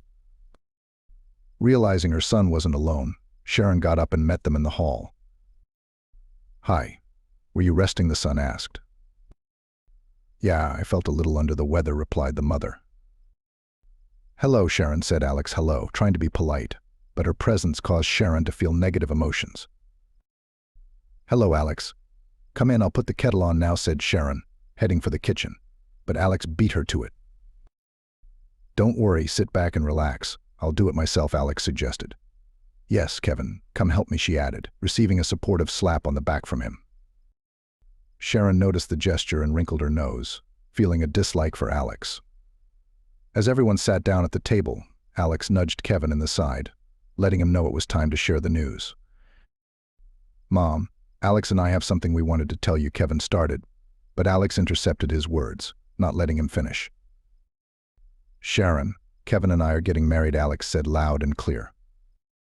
Sharon just sighed, focusing her gaze on her teacup. "Yes, we'll apply at the registry office tomorrow. We have people we know. We won't have to wait long. We'll be married in a month," Kevin added. "What's the rush?" "Is she pregnant?" her mother asked, nodding towards Alex. "Are you crazy? Am I pregnant?" "That's certainly not about me," the girl resented. Sharon explained her point of view. "It's just that usually those who are expecting a baby are in such a hurry, while normal people prepare for the wedding, thinking everything through." "Kevin, have you heard?" "According to your mom, we're not normal," Alex exclaimed. "Mom, that's what we've decided, and it's off the table," Kevin said calmly, trying to end the argument. Sharon accepted the news. "I'm glad when you feel good. That's all I can say. But since you're with your news, there's something I want to tell you too." The couple stared at Sharon in surprise. The woman still as calmly continued to drink her tea, taking a bite of her chocolate candy. "I'm retiring as of Monday," she announced abruptly. "I've decided it's time for a vacation." "Congratulations, Mom." "It's about time," Kevin said. "Wait, listen to me." All the way through, Sharon stopped him, looking him straight in the eye. "I want to spend this vacation in a healthy way. For that reason, I plan to go to Montana and take advantage of the mineral springs. It's good for my arthritis and hypertension." "That's great. I'm happy for you," Kevin echoed. "While I'm there, we'll need to make some repairs to the apartment," continued Sharon. "I want to hire a finishing crew to do a quality renovation." Kevin listened intently to his mother, realizing that the repairs were long overdue. "And yes, Kevin," Sharon added, "I'm going to need that money I loaned you for the business." Kevin was clearly stunned, as was Alex, who looked at her lover in amazement. For Kevin, the question of repayment was a surprise. He seemed oblivious to his mother's contribution to his successful business startup. "I hope you can get it back next week. I need to pay for the trip and give a deposit to the builders," Sharon finished, pretending not to notice her embarrassed son. Alex was confused. The only thing she realized was that their wedding plans were suddenly in jeopardy. "You know what, Alex?" Sharon replied with dignity. "I'm not going to argue with you about my vacation or how I should handle my money. I've made my decision, and I expect Kevin, as a man of honor, to keep his promise." Alex suddenly rebelled. "You're old, you don't need much," she blurted out, "but I can't forget that Kevin is my fiancé and we're going to start a family." Kevin tried to interject, but Alex interrupted him. "I'm your wife without 5 minutes, and I have a lot to say about how we're going to spend your money. If I want a wedding, there will be one." Irritation and misunderstanding filled the room, whereupon Alex abruptly left the apartment, leaving Kevin and his mother at a loss. Sharon turned to her son, demanding attention to her own words. "Sit down, I'm not done yet." "But Mom, that money." "They're on the business," Kevin tried to object, mindful of his company's current obligations. "When you needed it, I didn't procrastinate," Sharon reminded him, "and now I'm counting on your integrity. My plans come first now." "And my plans, my wedding?" Kevin asked, confused.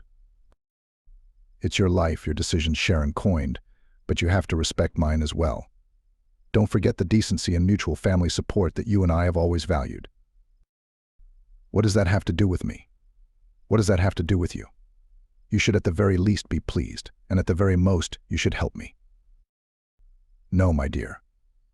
Everything I had to do, I did for you. You're an adult. You're in your 4th decade, so the word should doesn't apply to me anymore.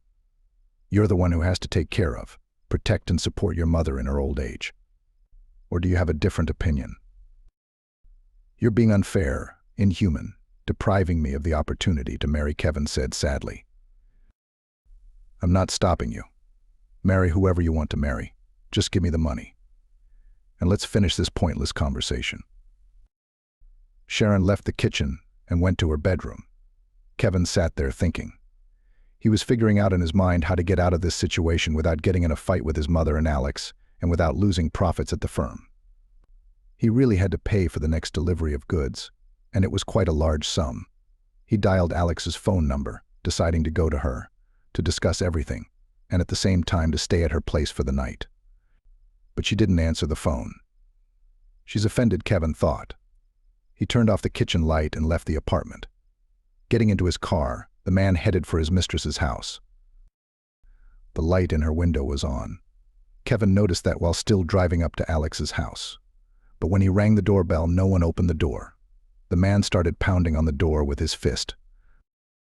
Alex, open up, we need to talk. Footsteps were heard outside the door. Kevin exhaled with relief. What do you want? Alex asked through the door. To talk. We already talked. I thought you were a man, and it turns out you can't decide anything without your mommy. Yes, I can, honey. Open up, Kevin asked. The door opened quietly. The man stepped into the hallway. Alex stood with her back against the wall, pouting her lips and looking at the floor. Her whole look showed how much she resented Kevin and his mother. Well, aren't you sorry, sweetheart? The man tried to hug her, but Alex pushed him away. Tell me, who do you want to live with mommy or with me? She asked. Of course with you, my love, Kevin answered. Then why don't you consider me at all? Do I have to get married in a robe? And my guests will eat Olivier and potatoes with cutlets in the dining room. Don't worry, it won't happen. You just have to wait a little longer, Kevin urged her. I don't want to wait, Alex objected. Can't your mom wait with her stupid historical parishes? I don't know, honey, but we'll figure something out together. So he pulled the girl against him and quietly pushed her towards the bedroom. Alex gave in. She knew all the strings that Kevin pulled, for which it was possible to control him skillfully. Then, lying in bed, they thought up a plan of further actions. Maybe we should send your mother to one of the relatives, Alex asked. Why? Kevin didn't understand. To keep her out of the way, don't you understand? Let her stay here, and we'll have a wedding in the meantime. And when she arrives, will you give her the money? Or part of it? She doesn't even have any relatives, Kevin puffed on his cigarette. She had relatives. Her father and mother lived in a remote village, but they died a long time ago. I was just a kid. Where was that village? The mistress asked. Somewhere in Arkansas. And I didn't seem to go into much detail. Didn't her parents leave her daughter anything when she died? If there's no one else, she must have gotten some kind of inheritance. Oh, please, don't be ridiculous. What kind of inheritance is there in a remote village? It's a small house, but it's probably rotten by now. My mother once went to my parents' grave and told me that almost all the houses in the village were abandoned. Everything was dead. Alex raised herself up on her elbows and looked carefully into Kevin's eyes. There was triumph in her gaze. This is the way out, my dear, she said, smiling. Kevin arrived home on time on the appointed day. Sharon noted that he was strange, always trying to serve something, and then he asked her to have tea with him and talk. After the fight the other day, they hardly spoke at all.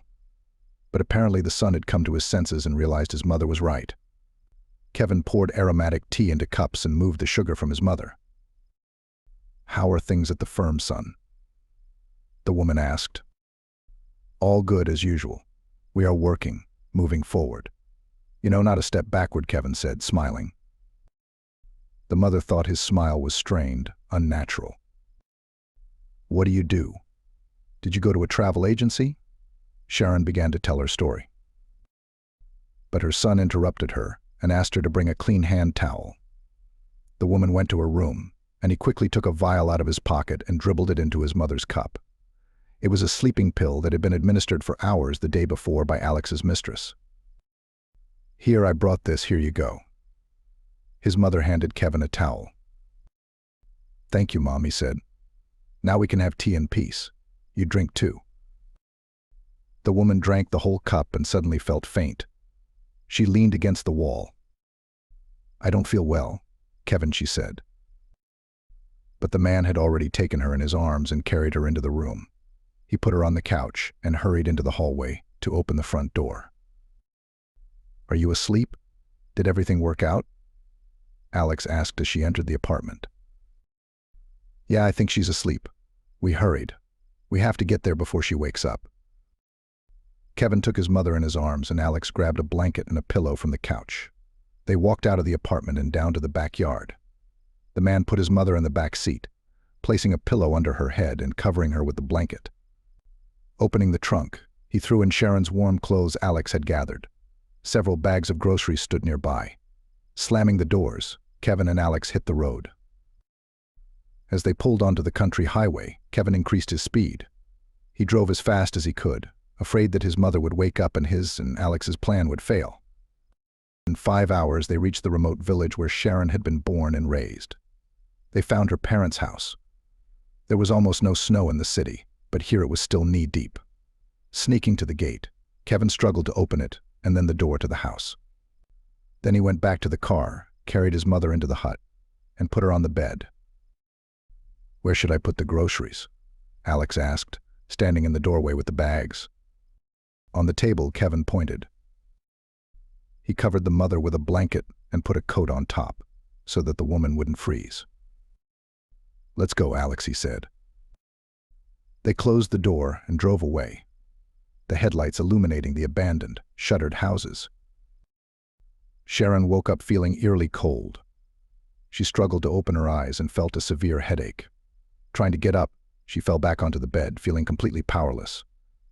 Where am I, the woman thought. There were wooden walls all around, and faint daylight shone through the boarded-up windows. It took a while to realize that she was in her parents' house. How she'd gotten here, she didn't understand. Landlords. Is anyone there? There was a man's voice outside and a knock on the door. Sharon tried to answer, but she had trouble even speaking. Hey, the voice shouted again. I'm here, she said in a hoarse whisper, feeling a burning pain in her throat. The door opened, and a man with a gray beard, dressed in a warm jacket and winter hat, appeared on the threshold. Seeing the woman lying on the bed under a pile of things, he immediately ran over to her. Who are you? What's the matter with you? He asked, patting Sharon's cheeks. Are you all right? It's cold, she whispered. Wait, let me help you. The man grabbed another blanket, wrapped it around Sharon, took off his jacket and covered her with it, tucking it under her side. How did you end up here? No one's been here in so many years. She stared at him, unable to get a word out and trying to understand what had happened. The man had heard about Sharon's condition and had rushed out of the house, wearing only a sweater, to return with firewood. He returned a minute later, indeed with firewood, and immediately started heating the stove, promising to make the house warm soon. He asked Sharon to wait just a little while. In a few minutes, the wood in the stove was already crackling, and Alevtina could see the glow of scarlet flames through the gap in the stove door, which was no longer closed so tightly.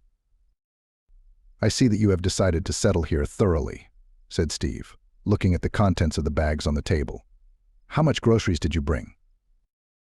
As Sharon gradually warmed up and came to her senses, she realized that Kevin had brought her here to keep her. She was resisting his wedding and demanding her money back, which he was apparently trying to avoid. The stranger, meanwhile, placed a cloth backpack on a chair and pulled out a thermos of hot tea, which he offered to Sharon. Here you go, "It's delicious," he said, helping her up. "Thank you," the woman said, taking a few sips. "What kind of tea is this?" "I make it myself. It's rosehip, hawthorn, and some other herbs," the man replied. "Are you feeling better?" "Yes, almost better." The man went on to tell how he had noticed car tracks and human footprints leading to the house, and how he had decided to check who had arrived. "Who are you?"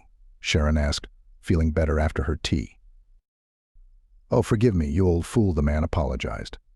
"I forgot to introduce myself. I'm Steve, the local forester." "Steve. How strange," Sharon said thoughtfully. "Why strange?" The man didn't understand. Now that the house was warm from the logs burning in the stove, they warmed not only Sharon's body but also her soul. The woman looked around the room and noticed the colored wallpaper that had almost completely peeled away from the walls, reminding her of the old days. The ceiling of the house was still intact, and the old curtains her mother had once sewn still swayed lightly on the windows. Sharon began to share her memories with Steve. "This is my home. You see, I grew up here, lived with my parents, then went to the city to study, and stayed there. My dad's name was Steve, too, and he was a woodsman back then. Everybody in the neighborhood respected him. He was a very good man." Steve was surprised at the coincidence and laughed. "So I'm a forester too, Steve, like your father." "Wow, what a coincidence. I never would have guessed. I heard there used to be a very nice man who was a forester, but I didn't know we were namesakes." Noticing Sharon's hard look, Steve took her hand and said, "Don't jump to conclusions. Things happen in life." He stood up and said confidently, "If you're going to stay here, you're going to have to clean up. And I'll help you, if you don't mind." Sharon smiled. Who wouldn't want help under these circumstances? "Thank you." So they spent the day tidying up the house together. Steve removed the boards that had been used to board up the windows and fixed the doors. Sharon took over the cleaning, soaped the floors and windows, and was about to wash the old curtains. Steve stopped her, arguing that the old stuff shouldn't be hung back up in the house. "So what am I going to do without curtains?" she asked. "We'll put up new ones," Steve said confidently. "Where will we get them from?" Sharon wondered. "If we look hard enough, we'll find them," Steve answered cryptically, and Sharon shrugged her shoulders, not knowing how he would do it. But his confidence and willingness to help unselfishly brought her comfort and hope in her time of need. Sharon watched Steve closely, not understanding what brought him to these parts. After all, he was not a local. But despite these thoughts, they became friends. Steve came to Sharon's house every day, helping her with her household chores, fixing old furniture, and fetching water. In return, Sharon delighted him with home-cooked meals. "Some of the houses have lights on, people living. I guess they're leaving," she inquired of Steve. "There are a dozen houses left," he replied. "Mostly lonely old people who don't want children are left here. They keep cattle, plant vegetable gardens, go to the woods for berries and mushrooms. They fish in the lake." Steve said there are TVs, but the connection can be unstable, especially in the winter. The woman then rose from the table and walked over to the closet that held the things Kevin had haphazardly thrown into bags. There she found her card, which was supposed to receive funds from work and retirement. Here she held the card out to Steve. "This is my card." "What's this?" the man didn't understand. "It's my bank card," Sharon explained. "It's supposed to have money transferred to it. Maybe I can even get some handle on it here." Her voice sounded hopeful that modern technology would allow her, even in this secluded village, to have access to the tools and information she needed. Sharon folded her palms at her chest and spoke languorously. "I beg of you, let's go to the store and buy me a TV, please." Steve hesitated for a moment. The nearest store is about 80 kilometers away. The trip there and back would take all day, he pondered aloud. But Sharon's look was so earnest and pleading that he couldn't refuse her. "Okay, we'll go tomorrow in my car," the man agreed. Sharon smiled happily. She was growing to like this sturdy man with a soulful name who reminded her so much of her father. 2 months passed. Summer came. One warm evening, Steve and Sharon were having tea in the yard. The forester had made a small table, and Sharon had decorated it with a crocheted tablecloth. All around them the trees were quietly humming, pleasing them with their peace. Sharon suddenly thought and realized that nothing in life happens for nothing. She probably should have come back here a long time ago. Sharon, Steve addressed. You and I aren't young anymore, but I feel full of energy here. There never seems to be a dull moment in this place. What's there to be bored about? I'll finish the vegetable garden soon. Then we can tend it, replied Sharon. That's true. A vegetable garden is a good thing. But that's not what I mean, the man continued. Anyway, Sharon, let's live together. The woman was astonished and at the same time fascinated by the suggestion. That's the way we practically stay together anyway, Steve, she said. I mean, let's live together, run the household together, and watch your shows in the evening, Steve explained. Suddenly Sharon held out her hand to him and smiled. Come on, Steve. It really is more fun together. Happy, Steve hugged Sharon tightly, pulled her close to him and stroked her gray hair affectionately. One day, returning from the woods, Steve brought a small kitten into the house. The animal was injured, looking weak, almost lifeless. What's wrong with him? Steve, Sharon asked, setting aside a basin of washed laundry. Caught in a trap. Wild little thing. Apparently the poachers are at it again, he said with concern in his voice. It took a kitten rescue. Sharon was surprised at its size. Wow, a kitten. It's bigger than a healthy cat. Bring the first aid kit, please, Steve asked. He carefully treated the wound on the young bobcat's paw and impromptu applied a bandage with ointment, then gave it a new name. Let her live with us, and then we'll see. For the lynx, who was now called Rosinka, they adapted an old dog box. They had to replace the damaged boards and build an enclosure from metal mesh. In honor of the former owner of the box, the lynx was renamed Mukhtar. Despite its wild nature, the new pet turned out to be unusually affectionate, licking Alevtina's hand when she stroked it or changed bandages. A few days later, Steve brought a large box of chicks into the house. Here are the laying hens, he proudly announced, showing the find to Sharon. At the bottom of the box, a chain of chickens waddled merrily. Now we'll always have fresh eggs. Geez, Steve, but where are we going to keep them all? Sharon exclaimed, motioning with her hands. That's not a problem, Steve replied quickly. I'll start building the chicken coop tomorrow morning, and then we'll build the stable. We'll have a cow, goats, geese, and even piglets. We'll have a full-fledged farm of our own. Sharon just nodded, smiled, and did not hide her joy. Setting up a home for the new animals was not a difficult task for Steve. He didn't skimp on the construction, and soon there were several buildings in the yard: a barn, a chicken coop, a pen for geese and ducks, and a brand new bathhouse.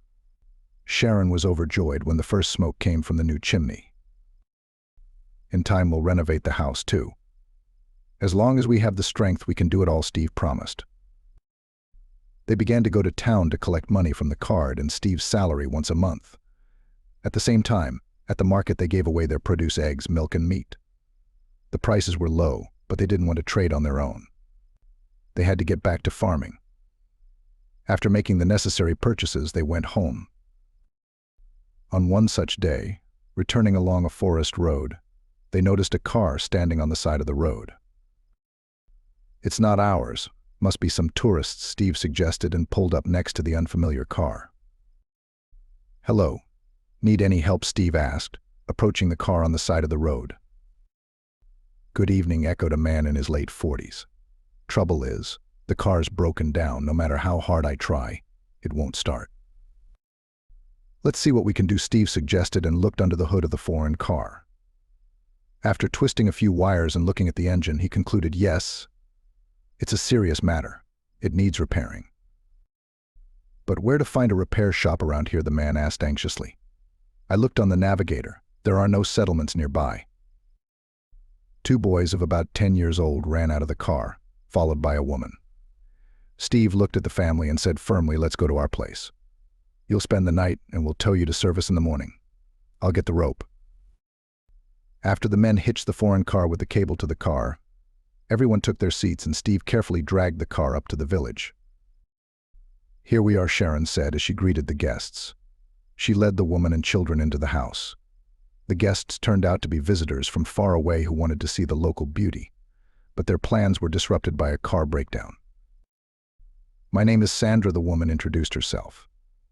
"And these are our sons, Pashka and Kolka." The boys were surprised by Mukhtar the lynx, and they looked at the animal with interest, and everything around them seemed unusual and exciting to them. Toward evening, everyone gathered around a large table outside. Steve and Martin, Sandra's husband, took care of the brazier on which the meat was roasting, while the women worked with the vegetables and herbs. Steve poured moonshine. "Here's to getting acquainted, to meeting, and to getting your car fixed quickly," he said, and everyone drank a toast to that. The evening was warm and pleasant. When Sandra put the children to bed, they had barely made it to their beds. The adults continued to socialize over tea with forest herbs. The next day, Martin's car was taken away for service, and it became clear that the car would not be ready until tomorrow, so the homecoming for the guests was postponed. The presence of Sandra and her family greatly enlivened the household.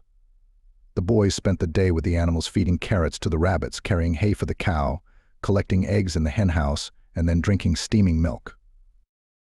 Martin and Steve really got busy with the firewood, sawing logs and stacking them in a neat row. The women, meanwhile, were preparing lunch. After finishing the day's chores, everyone went to the lake where they swam and had fun on the boat. On their return, a hot bath was waiting for everyone, a true pleasure after an active day. When it was time to say goodbye, the guests were full of thanks. "Thank you so much. It was a great weekend," Sandra, Martin, and the boys never tired of praising the wonderful time they had had, and they promised to come back with friends. "Come and visit us again," Steve said happily, shaking Martin's hand. "No doubt we will, and not alone, we'll bring friends," Steve promised, and soon their car was out of sight. Left alone with Sharon, Steve said thoughtfully, "I think it's time to build the guest houses." And so, as time went on, Sharon tended the vegetable garden and prepared the winter's bounty, and Steve began to work on the addition to the house. The farm was expanding, the work was getting bigger and bigger, and life was booming. One evening, as they were finishing their work in the vegetable garden, they noticed several cars approaching. "Who's that?" "You see," Sharon said, perplexed. "We'll find out now," said Steve, and headed for the gate. Walking towards him was Martin with an enthusiastic shout and questions about his health. After a hearty hug, Martin asked for hospitality for a week. "Why do you ask?" "We'll be glad to have such guests," Steve cheerfully retorted, clapping Martin on the shoulder. But Martin made it clear that he had not come alone. "Who else is with you?" asked the forester, suspecting it might be the friends Martin had mentioned during the farewell. And here they were, welcoming the visitors, happy to meet and make new acquaintances, which promised to enliven their quiet corner even more. "Is all this coming to us, or what?" Sharon suddenly asked, looking at the arriving crowd. "Yeah, see guests," Steve replied with a smile. "We'll deal with it." People started pouring out of the cars, men, women, children. Sharon only had time to catch her breath as young women surrounded her, shaking her hand and calling her name. "Where do you want me to carry your things and groceries?" they asked. "To the house, girls, to the house," Sharon replied, a little confused. Gradually the bustle subsided as if it had never happened. The women got busy cooking and the men set up a few tents in the yard. What clever people, Sharon thought to herself. The children had their sleeping places in the house, and the adults were settled outside. The noise and fun, and the joy of the children's ringing voices filled Sharon and Steve's house, which had seemed quiet in the morning. All week the children enjoyed helping to feed the animals, going to the lake with their parents, and playing outside the gate. The women helped Sharon, even though she tried to discourage them, because they were all here on vacation. The men had enough to do all day, and everything brought them joy and pleasure. Steve had even organized a hunting trip for the guests, and the fishing trip had been a real success. As a farewell, Sharon gathered gifts for the guests: socks and mittens made of rabbit wool, jam from wild berries, pickled mushrooms, pickles and smoked fish they had caught themselves. A long goodbye and strong hugs left no doubt that everyone had become close friends during that week. And when the town folks left, Sharon found money and a card in her room under the tablecloth, wishing her well and hoping to see her again. "Look, made the first money on their farm," Steve said cheerfully, smiling. He felt that the house would soon be filled with guests again, and he was not mistaken. A week later, another group arrived. "The vacation here is a notable one," a man named Gordon announced as he entered the yard. "A good vacation," Steve nodded and invited the guests in. "Come on in the yard." No matter how many years passed, Steve and Sharon's home became known for its hospitality. From May through September, tourists from various cities would come to stay with them for a day or two, and sometimes a week. Steve managed to build several summer houses, bought 2 boats, and put in a boiler. People from megalopolises and noisy cities liked to relax surrounded by wild, untouched nature. The hosts did not ask for payment for accommodation and did not set any tariffs because the guests helped them in many ways. But the tourists always left money, which Steve invested in new buildings, the purchase of fodder for livestock, and other necessary things. That day they were waiting for the next guests. "Look, someone's coming," Steve shouted to the woman. "I think it's ours." A black Jeep stopped at the gate, and a man got out. He looked in amazement at the good house with the beautiful carved platbands, at the Linux and the corral. "You won't answer that." "The son of this mine has arrived," Sharon said quietly, covering her eyes from the sun with her hand. She took a few steps forward, smiled, and bowed her head. "Hello, son," she greeted. The sight of a healthy, gaunt, and cheerful mother made Kevin's legs give out. He hugged his mother and cried. Sharon stroked her son's head and said in a quiet voice the words Steve had once said to her. "This is our homeland here, son, our native forest. It has some kind of ancestral memory. Takes care of those who were born and raised under its pines. Everything will be all right. I know it will."